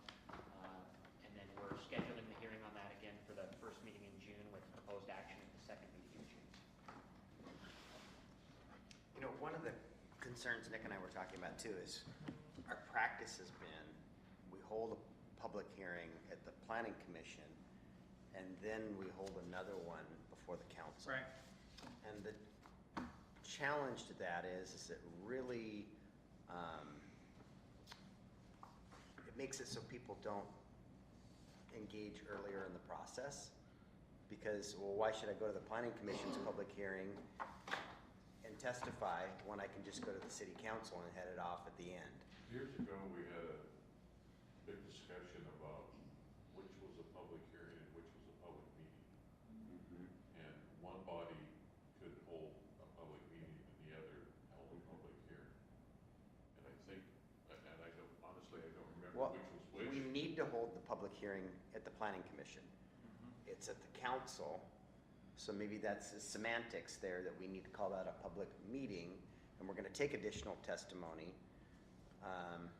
But What, to your point, if we're gonna take additional testimony, then the person is gonna, why do I go to the planning commission? yeah, Go to and that's, I don't know how you easily get around I that. don't know And either. we had 2 people show up to testify on this despite, you know, having a lot of interest in this issue. And we did have a 60-day comment period, and so a few comments have come in. Right. The tribe commented today, and I think the realtors are planning on submitting something. I haven't seen any other comments, but I think by having that second hearing, anybody who wants to stall the process is only encouraged not to come to the planning commission and then to throw a wrench into things at the end. the 11th hour. So that we can revert it back to the planning commission. Or a committee, or whatever. I mean, we want the engagement and the criticism early, so that we can develop better code through the process. You know, this is a frustration. Yeah, I think, I think the fact that we're doing a 60-day comment period is really helpful, because it gives people a lot more time to submit comments, and it makes them, if they come in writing, and especially when the oral hearing at the planning commission is before the end of the written comment period, if people procrastinate, you're gonna get their comments in writing, and they have to be more specific and targeted, and then we can do something with them. And, if after we've assembled a matrix of all the comments, if they're still not happy, they can certainly come talk to the elected officials offline. But, at that point, I don't know that we want to keep that public process open for a whole lot longer. I just don't want What this, to continue the interim ordinances again. it's critical we do not, but when we started this process, I'm going to say it was well over a year ago. You brought together a stakeholders group, and we identified all of the stakeholders that would have an interest in these ordinances, and brought them to the table to eliminate, or at least modify. Hear the objections. Hear the objections, so that we could work out compromises and understand all the issues as we work through the process. I can only assume that that happened. It did, and there are certain issues that they're just not happy with the outcome, And I listened to the public hearing at the Planning Commission. It wasn't easy because there was some difficulty with the recording. But when that public hearing started,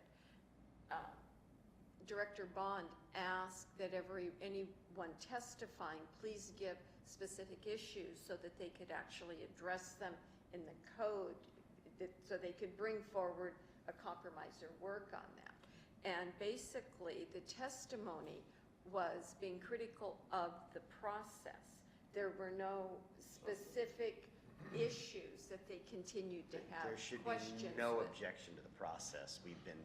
It's been a very deliberate and thorough process. Well, if they weren't selected to be on the committee, then there's a reason to object to the They weren't process. selected they were allowed to They were there. participate. My understanding. Well, it's like the boundary line adjustment issue, Yeah, just is that's, not getting resolved. yeah.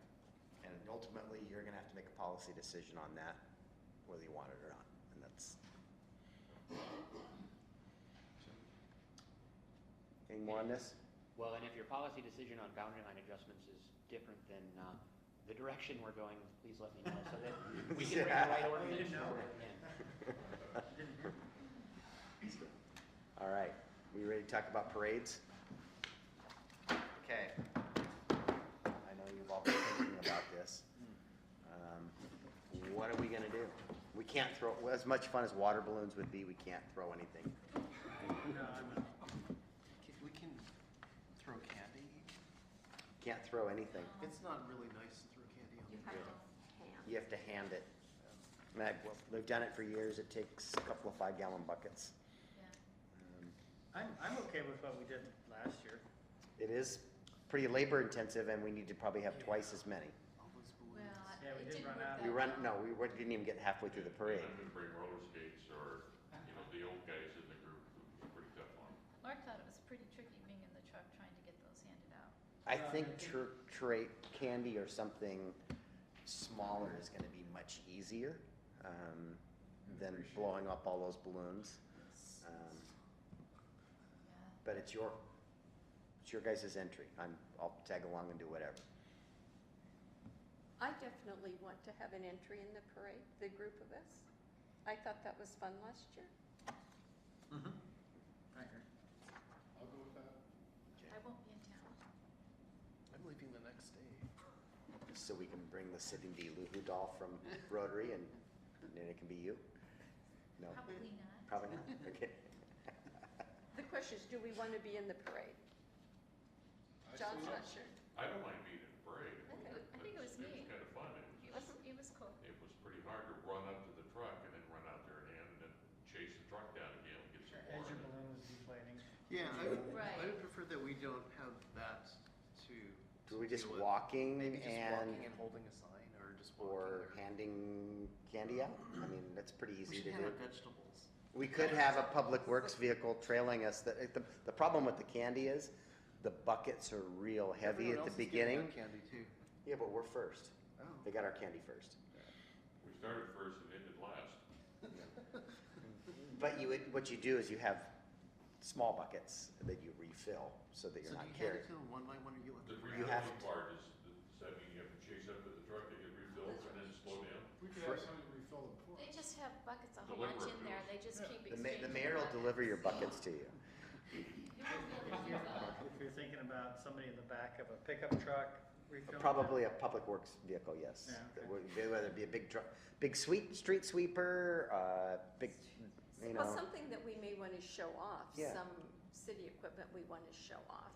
And again, we can invite our children or grandchildren or whatever to hold the banner like we did. Mhm. A question I had is, Or is the banner on the truck and everybody's riding in the truck? right, and that's what made it go by so fast, is the young people that were holding the banner were told to keep up with the group in front of them, and they did. Yeah, I know. And then they were told to slow down and speed up.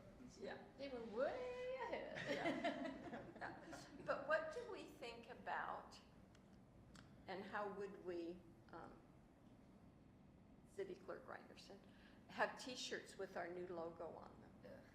I was working, I was working on that today. It's not a t-shirt person, but I'm not gonna wear What if we call it a blouse? it. Yeah, or, A polo. Yeah, but who's gonna pay for them? You know, people would love it if we handed out I don't want. pins, but that would be very The costly. pins are expensive. Yeah, Yeah. Candy, Yeah. candy. $1 each. Yeah. Oh, no, Candy's a they're, great idea. I mean, if we were to all, I mean, I'd be more than happy to go buy a white shirt if we had somebody that could embroider the logo on it or something. I have Fine Arts Litho working on something. I'll get a proposal tomorrow. So if you want some sort of a logo wear, I'll get you guys some prices on that. Assuming that it's gonna be 92 degrees during the parade, which is what we hope for, then something like a short sleeve would be, T-shirt or polo shirt. T-shirt or polo. Polo. I'm not really into t-shirts myself, but I have a And the I wayfinder. think we I could got- pick out our own. Okay, I will bring some ideas to the next city council meeting for you. I will bring. And I would be Okay. more than happy to buy mine. Yeah, oh, yeah, yeah, I would expect to buy mine. And did you check with Recognition Plus? I haven't, I just Yeah. saw Mr. White today Yeah. and I asked him, hey, and what he told me was if we create a graphic, there's a couple different ways to go about it. And if we go about it where it's created and you reused, there's different processes. And he's gonna give me some different options. So that raises the question, is it that graphic, is it that It's graphic, the, or is it? it's the new it says Port Orchard with the blue and green color on it. On the sleeves. You know, the problem with that So one it's is really it not doesn't our say logo. city of. It's not our official logo, it's It our just says Port Orchard. it's our Port Orchard. It's our wayfinding. I wish it said city of. Would you like it to say City of? Mhm. I'll work on that. Because it's just Port Orchard. Port Orchard what? Could be Port Orchard anything. I had to use it today, and I was going, it just doesn't say city. Okay, I'll work on it. I'll make you happy.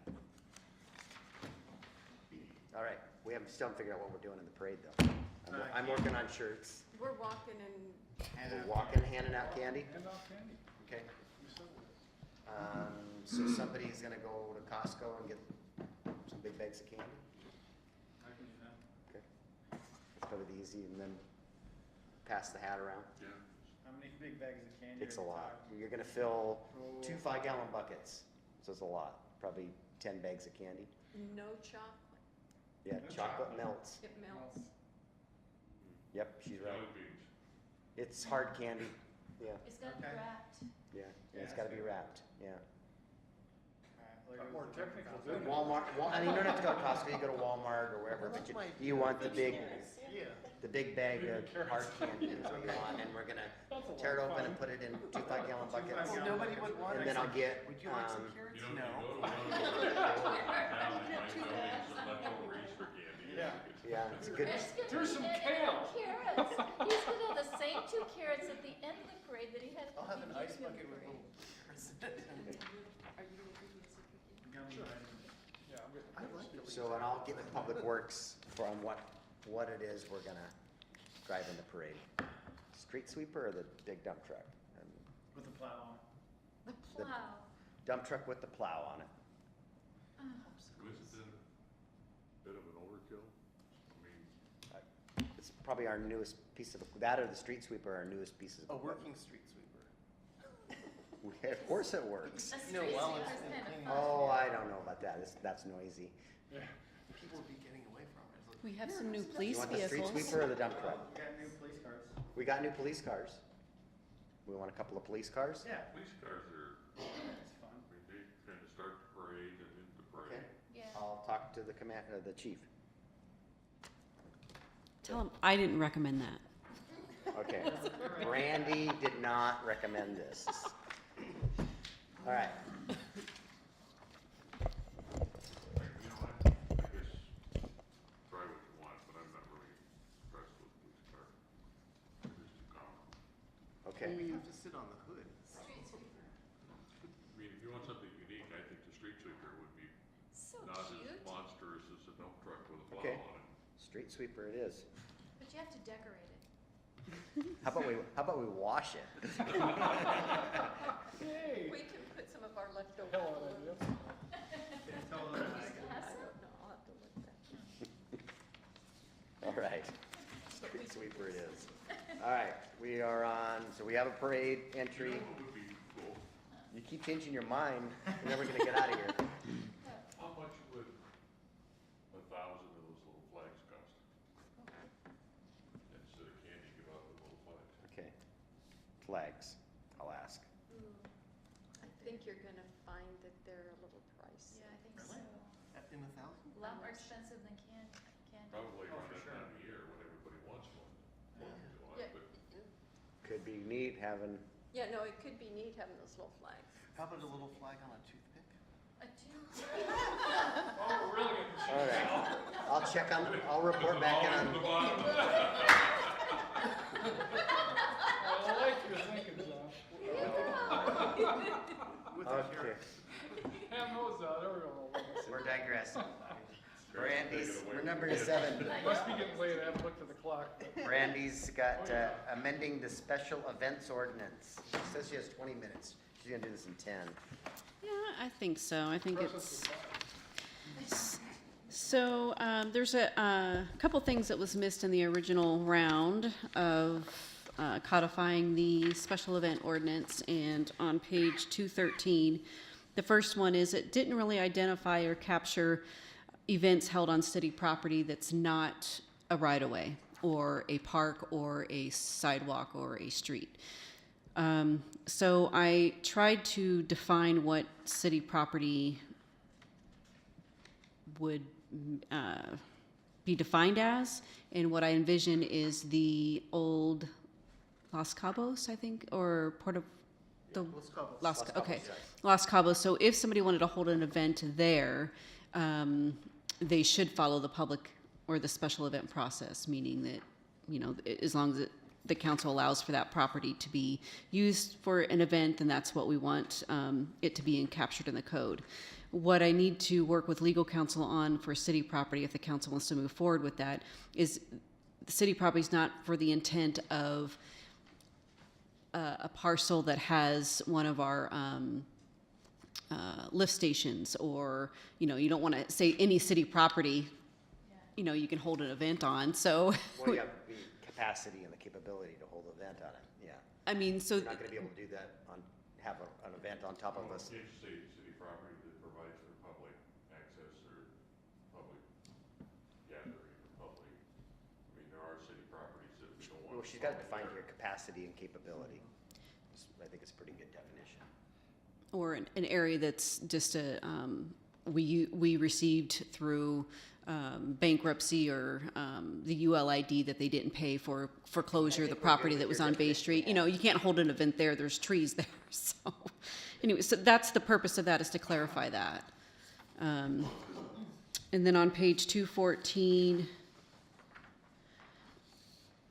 Section 3, it just clarifies that if it is a state highway closure, that they need to apply for that at least 120 days in advance. That will cover the city's routing process as well as the state's process. They require 60 to 90 days. Let me ask a question, and it's kind of chicken and the egg. Everything that I read here is that you go out and apply for the state permit.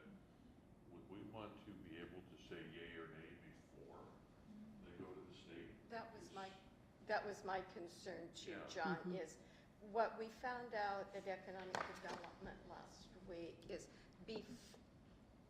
until recently, the applications would come into the city, and the city actually made the application to the state to close the highway.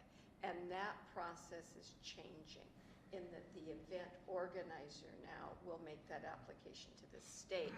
And Brandy needs to know that the state's going to approve that, but I do believe we need to know if the city is going to accept that. There's no reason to ask the state to do something if the city's going to do a That pushback. was my concern. Correct. when I Yeah. read the Yeah. thing, is I think we should have the ability to say yay or nay before, one, they go through the exercise of getting the state, because what I don't want is the state say, oh yeah, close the state highway, and the rest of us are saying, no, I'm not interested. Right. And not only that, but maybe there's a fee or an agreement with the state that they've already entered into, and then now the council, correct. We're saying, no, we're not interested, so. So what I'm hearing is that I should amend that portion to say that they need to submit the application to the city, and then within the first 30 days of the review process, then we would determine, the city would determine if they're agreeable, and if so, then they need to apply with the state, and then that would give us, the 120 days should satisfy both of those processes, but I'll just clarify that language in here. And Okay. John, did you think that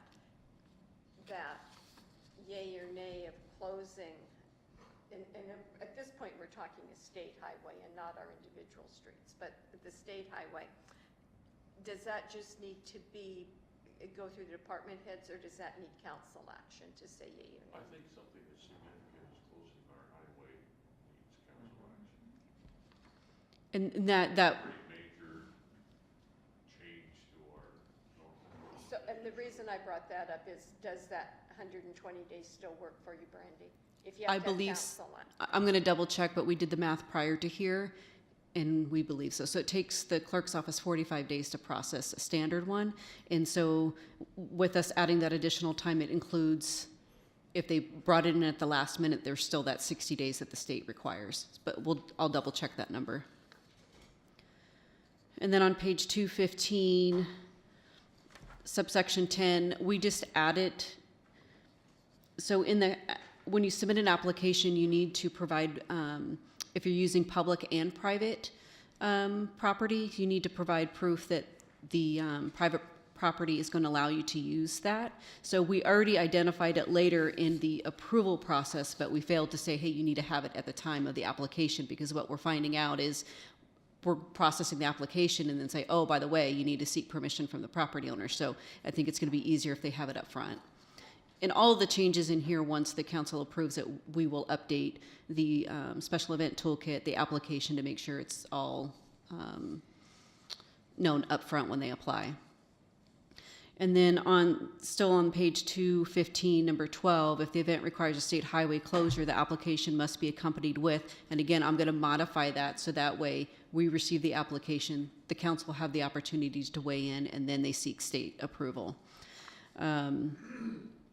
So the question, again, during the process of the application is, does the council want to approve all road closures in that, including legacy event holders? So for example, the cruise, the Jingle Bell Run, the Grand Parade.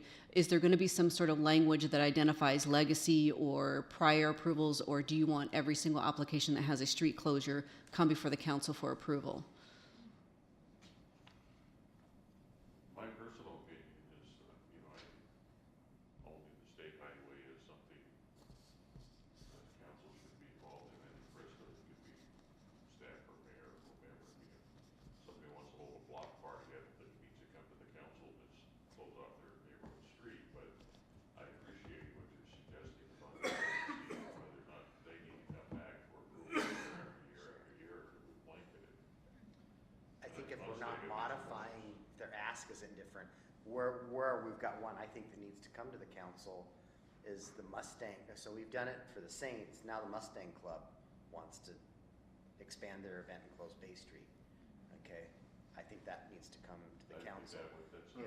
If the Saints want to stay within their existing footprint, it ought to be administrative, because it's been approved previously that that's what we're going to do. But if they want to expand it beyond what's historically been approved, then I think we need to probably bring that to the council. The question becomes to me is not the three events that close Bay Street right now. As you mentioned, the cruise, the parade, and Jingle Bell. and the Jingle Bell Run. To And me, the tree lighting, which is part of the Jingle Bell thing. Chimes and lights. True. right, that Saturday celebration. My question is, when does an event become legacy? Say that we give, Let's just call those three out and be done with it. let's just call those three out and be done with it, because we could approve something this year and it not work well, and then would they be legacy next year and automatically? Yeah, let's just call out call out those those three, and then everything else that requires a street closure, the state highway closure, comes back to council. But the block party or So something what that's about, how about the state highway or an arterial street? so would you like to include in your three, a fourth one, which is the cruise and wash, which is up by Mitchell and Bethel? That's the one I was just thinking about, is the one that's. Include that one as well? Yes. That one's up on Mitchell by Okay. the church. That's why I That was one. trying to Yeah. get through the arterial comment. Okay. Yeah, that's an arterial street, so. It is an arterial street. But you're half a block of a residential street for a block party. Have fun. Okay. So if somebody wants to close Ada Street for a day, that's, Yes, yeah, I think that's administrative, but if you're talking about Oak Clifton Road, or if you're talking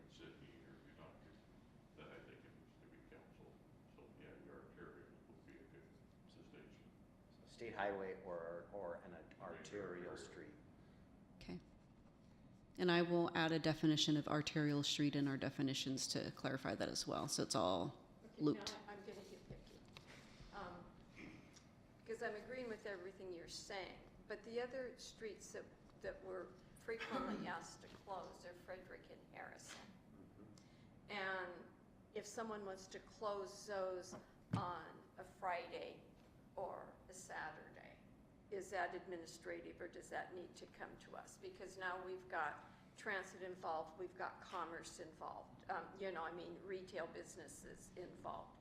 So is it, if it's a residential closure, So maybe that's the distinction. And a residential street is administrative and all others come before the council? I think so. Is that a better description? And is there gonna be a point where we limit how many times that is closed? That's up to the council to decide. Well, I'm asking. They're coming to you guys. Right, That's something. that has to be considered. And how much, are the businesses, neighboring businesses supportive? Have they been notified, or do they support I think the at some festival? point we would, I just don't know what that threshold is personally without getting input from like merchants and Usually, there are quite a few people that didn't like the street closures. Getting to their place of business, having customers be able to access their business, those are hardships for a lot of those businesses. I don't think it's as big a deal closing Frederick as it is Harrison, Right. where transit's going through. Right. And you've got businesses farther down the street. You can get out of the parking lot over by Kitsap Bank or up Sydney. If we close Frederick, it's pretty tough to get to Penn Feed if Harrison's closed. we I also. think we're gonna have to kind of look at it, personally, you need to look at it case by case, because every closure is gonna be a hardship on somebody. Right. But is the overall benefit to the city greater than the individual? It's like, you close the street for the parade, it's a hardship on everybody down there, but it's a huge benefit to the community to be able to come down and enjoy the parade. Totally agree. So you gotta kind of look at it. We also, I believe, have an application out now that wants to close Sydney from Bay to the ferry terminal. Or not Bay, they want to close Sydney north of Bay. Oh.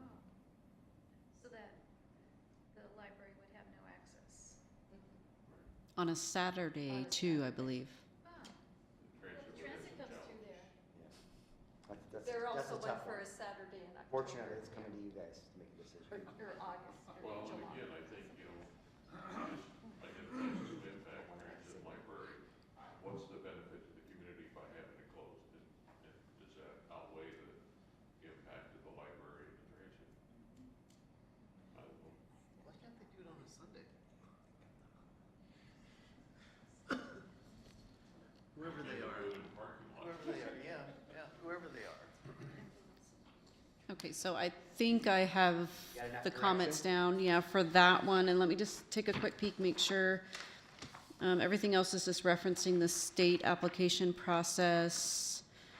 And then I was asked on page 217, it just ties back the fees that the police department references for reimbursement rates for enhanced security, so we'll tie that in there.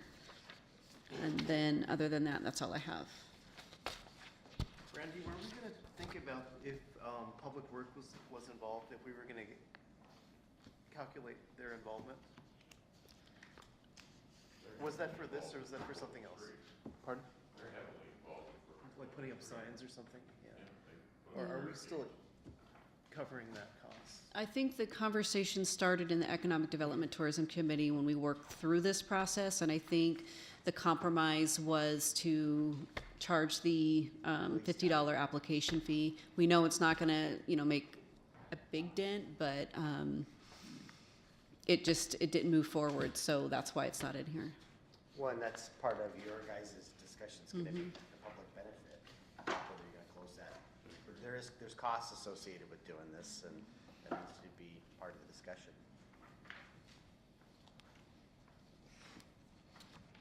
We ready to move on? Okay, we are back bond and proposed amendments to the zoning code, R8 in McCormick Woods. Yeah, and I had to run downstairs because I realized that the last pages of my document got cut off, and so it's pretty well explained in the staff report, but you were missing a piece of it, which I'm going to hand out.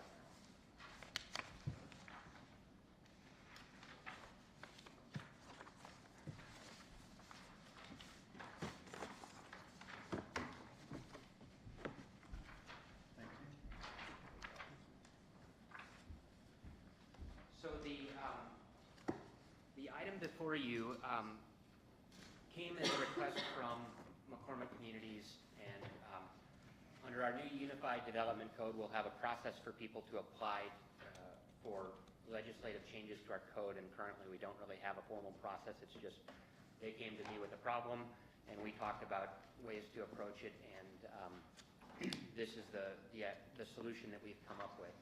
And it's in the context of the sub-area plan for McCormick Woods, which they've developed a proposal that's bigger than just this one little change, but this change is more urgent because it affects parcel D and E, which they're actively developing right now, and they're looking for a zoning, a change to the zoning standards that apply out there. And so what you have before you affects only, or it's proposed to affect only parcel D and E, which are, parcel D is 172 units, and parcel E, I think, is 56 units. And if this zoning was adopted, this is a parallel R8 zone to our existing R8 zone, but it has subtle differences in terms of setbacks. It's envisioned, and the reason that McCormick weighed in very heavily on the design standards is because we didn't want to reduce any setbacks without them also agreeing to some architectural standards. And so we wouldn't propose to go forward with this without also having design guidelines of some sort in place. Essentially, the issue is that when they were platted, when they got their preliminary plat approval in the county, they had county setbacks under the, I believe it was residential urban low, which is a county 5 to 9 units per acre zoning. And I'm not sure if that zoning is the same today as it was at the time that McCormick Woods was approved, but in any event, the standards are slightly different than our R8 zone. They like some of what the county, if they would have, and essentially when a developer records a final plat, they have the option to show the setbacks that they're vested to on the face of the plat, or they can leave those off, in which case the building permits that come into the city have to comply with the city standards. The problem is they like some of what the county had and they like some of what the city had, and they want to provide flexibility for the builders that they have and the product type that they're trying to deliver. And so our current R8 zone has a 15-foot front yard setback. The county's urban low has a 10-foot setback, but 20 feet for garage doors. And so that's similar to the de-emphasizing the garage standard that we have in our proposed design guidelines. But they want to be able to bring the front of the house closer to the street, at least the habitable portion of it, while still having the garages set back further. And so their phase 1 of Eldon Trails was already recorded, and they're out there building that now. For phase 2, 3, and 4 of Eldon Trails, they want to have this new standard in place. And so we would have to first adopt zoning that could be applied out there, and then legislatively amend the zoning map in order to apply that zoning in that geographic area. And so we took this to the Planning Commission. I think we started the discussion this winter. The Planning Commission initially did not like the idea of creating a separate R8 zone. They said, why, if it's good for McCormick Woods, it should be good everywhere. But when they started getting into a proposal to amend our existing R8 zone to allow lesser setbacks, they realized that for infill development in the existing neighborhoods, they would allow houses that would stick out relative to the adjacent houses, and potentially things would end up being staggered or be out of place. And so they said, well, you know, if this is only needed right now in this small area, maybe creating a separate zone for them is the right approach, is sort of a Band-Aid until we can adopt the greater McCormick Woods sub-area plan, which they've actually proposed an alternative R20 and an alternative R12 and an alternative mixed-use zone that will work for the urban village concept that they would like to put forward. And so this is the R8 portion of an overall regulatory framework that they'd like to bring forward. The problem is they are, like I said, building this now, and they'd like this to apply for the houses that they're building now. So the piece I handed out just now, 1640, and again, my printer, the default setting was recently turned to black and white, and I keep forgetting to change it to so that it prints in red. But you can see the column on pages 2 through about 5, the R8, the underlined one, has the proposed standards that we would apply through a legislative rezone, and it reduces the front yard setback. At the bottom of page 2, you see it's 15 for R8, it's 10, and then there's a footnote of 23 for the R8 MWD. And likewise, there's some additional footnotes concerning side yard and rear yards, and also corner lot. The corner lot setback, they actually wanted to increase out there relative to what we require in other parts of the city. Effectively allowing, some of the lots that are in this area are pretty small, and so the effect of allowing the habitable portion of the house to move forward is that they would provide bigger backyards for the people who are going to live there. And if you're dealing with a 4,000 square foot lot, that often doesn't leave much for a rear yard. It also allows so the front wall of the house is 10 feet back, but it allows the porch to encroach further into that setback, which we do have that now under our 15-foot setback, but it doesn't allow much of an encroachment at all. So it's not a real major change. All of the uses are the same. The lot coverages, almost everything else is identical to what it is now, but it has the big difference being the front yard setback and kind of taking the first step in advance of doing a larger planning process where we do outreach and we present their grander idea for specifically McCormick North, which they have a preliminary plat on, but they're looking to reconfigure, and that reconfiguring of McCormick North is probably going to involve some zoning changes that will allow them to do things, the urban village concept that they envision, and they're talking about even a small grocery store and a Starbucks or a coffee shop of some kind that would be between Figley and the park on the north side of Old Clifton Road and would provide those services out there. But that's not on the table now. Right now it's just setbacks, and then we would bring forward a legislative map amendment, which we're going to take to the Planning Commission here in May because they did not have a hearing on that issue yet. So my main objective tonight was to introduce this, explain sort of why we're proposing it. It seems like a lot of work for a relatively minor change, I'm sure, but we didn't want to introduce such a big front yard setback change citywide. We really wanted to control it to this limited area where there aren't any residents who are, there's the greater McCormick neighborhood, but these are pretty contained pockets, and so if all the houses are the same, there's nobody there who I think is going to be upset about that right now. I think it's, unless they just have an objection to reduce front yard setbacks in general. I think it's too drastic. What are the alley widths that you're contemplating? Well, we're not contemplating any alleys as part of this development now. We just inserted a, The setback for alleys. there's a setback for alleys in the event that a future phase has an alley. I know in parcel E they were talking about having an access road off the back of some of the lots to access the stormwater facilities, and so I think maybe there's an idea that there could be rear access on those lots, but they haven't proposed any alleys as part of anything that is before us right now. So, but it's there if they need it. I think McCormick North could end up with some alley access type lots. So alleys are what, typically 10 feet? Usually it's a 20-foot right-of-way, and it's probably a 12 to 16-foot hard surface. I don't remember what our standard is. So look at number 1 on 1640-100 where it talks about 15 feet setback from the center line of the alley. Yes. 15 feet back from the center line. So are you simply looking for a setback from the Well, property line?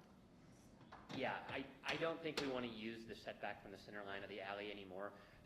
When I sent this to my planners without giving them clear instructions to only look at the proposed changes because they came back with like 400 little things that they said, oh, this is messed up and that needs to be fixed. And the alley setbacks was a big issue because a lot of jurisdictions just have a property line setback from the alley that allows for a turning radius into a garage, but it's usually like a 2-foot setback from an alley for a garage door rather than measuring it from the center line. But I think there's bigger things that need to change in this section that are gonna happen later. Right now, it's just addressing a setback issue, and it's kind of a small step towards bigger problem solving that is to come.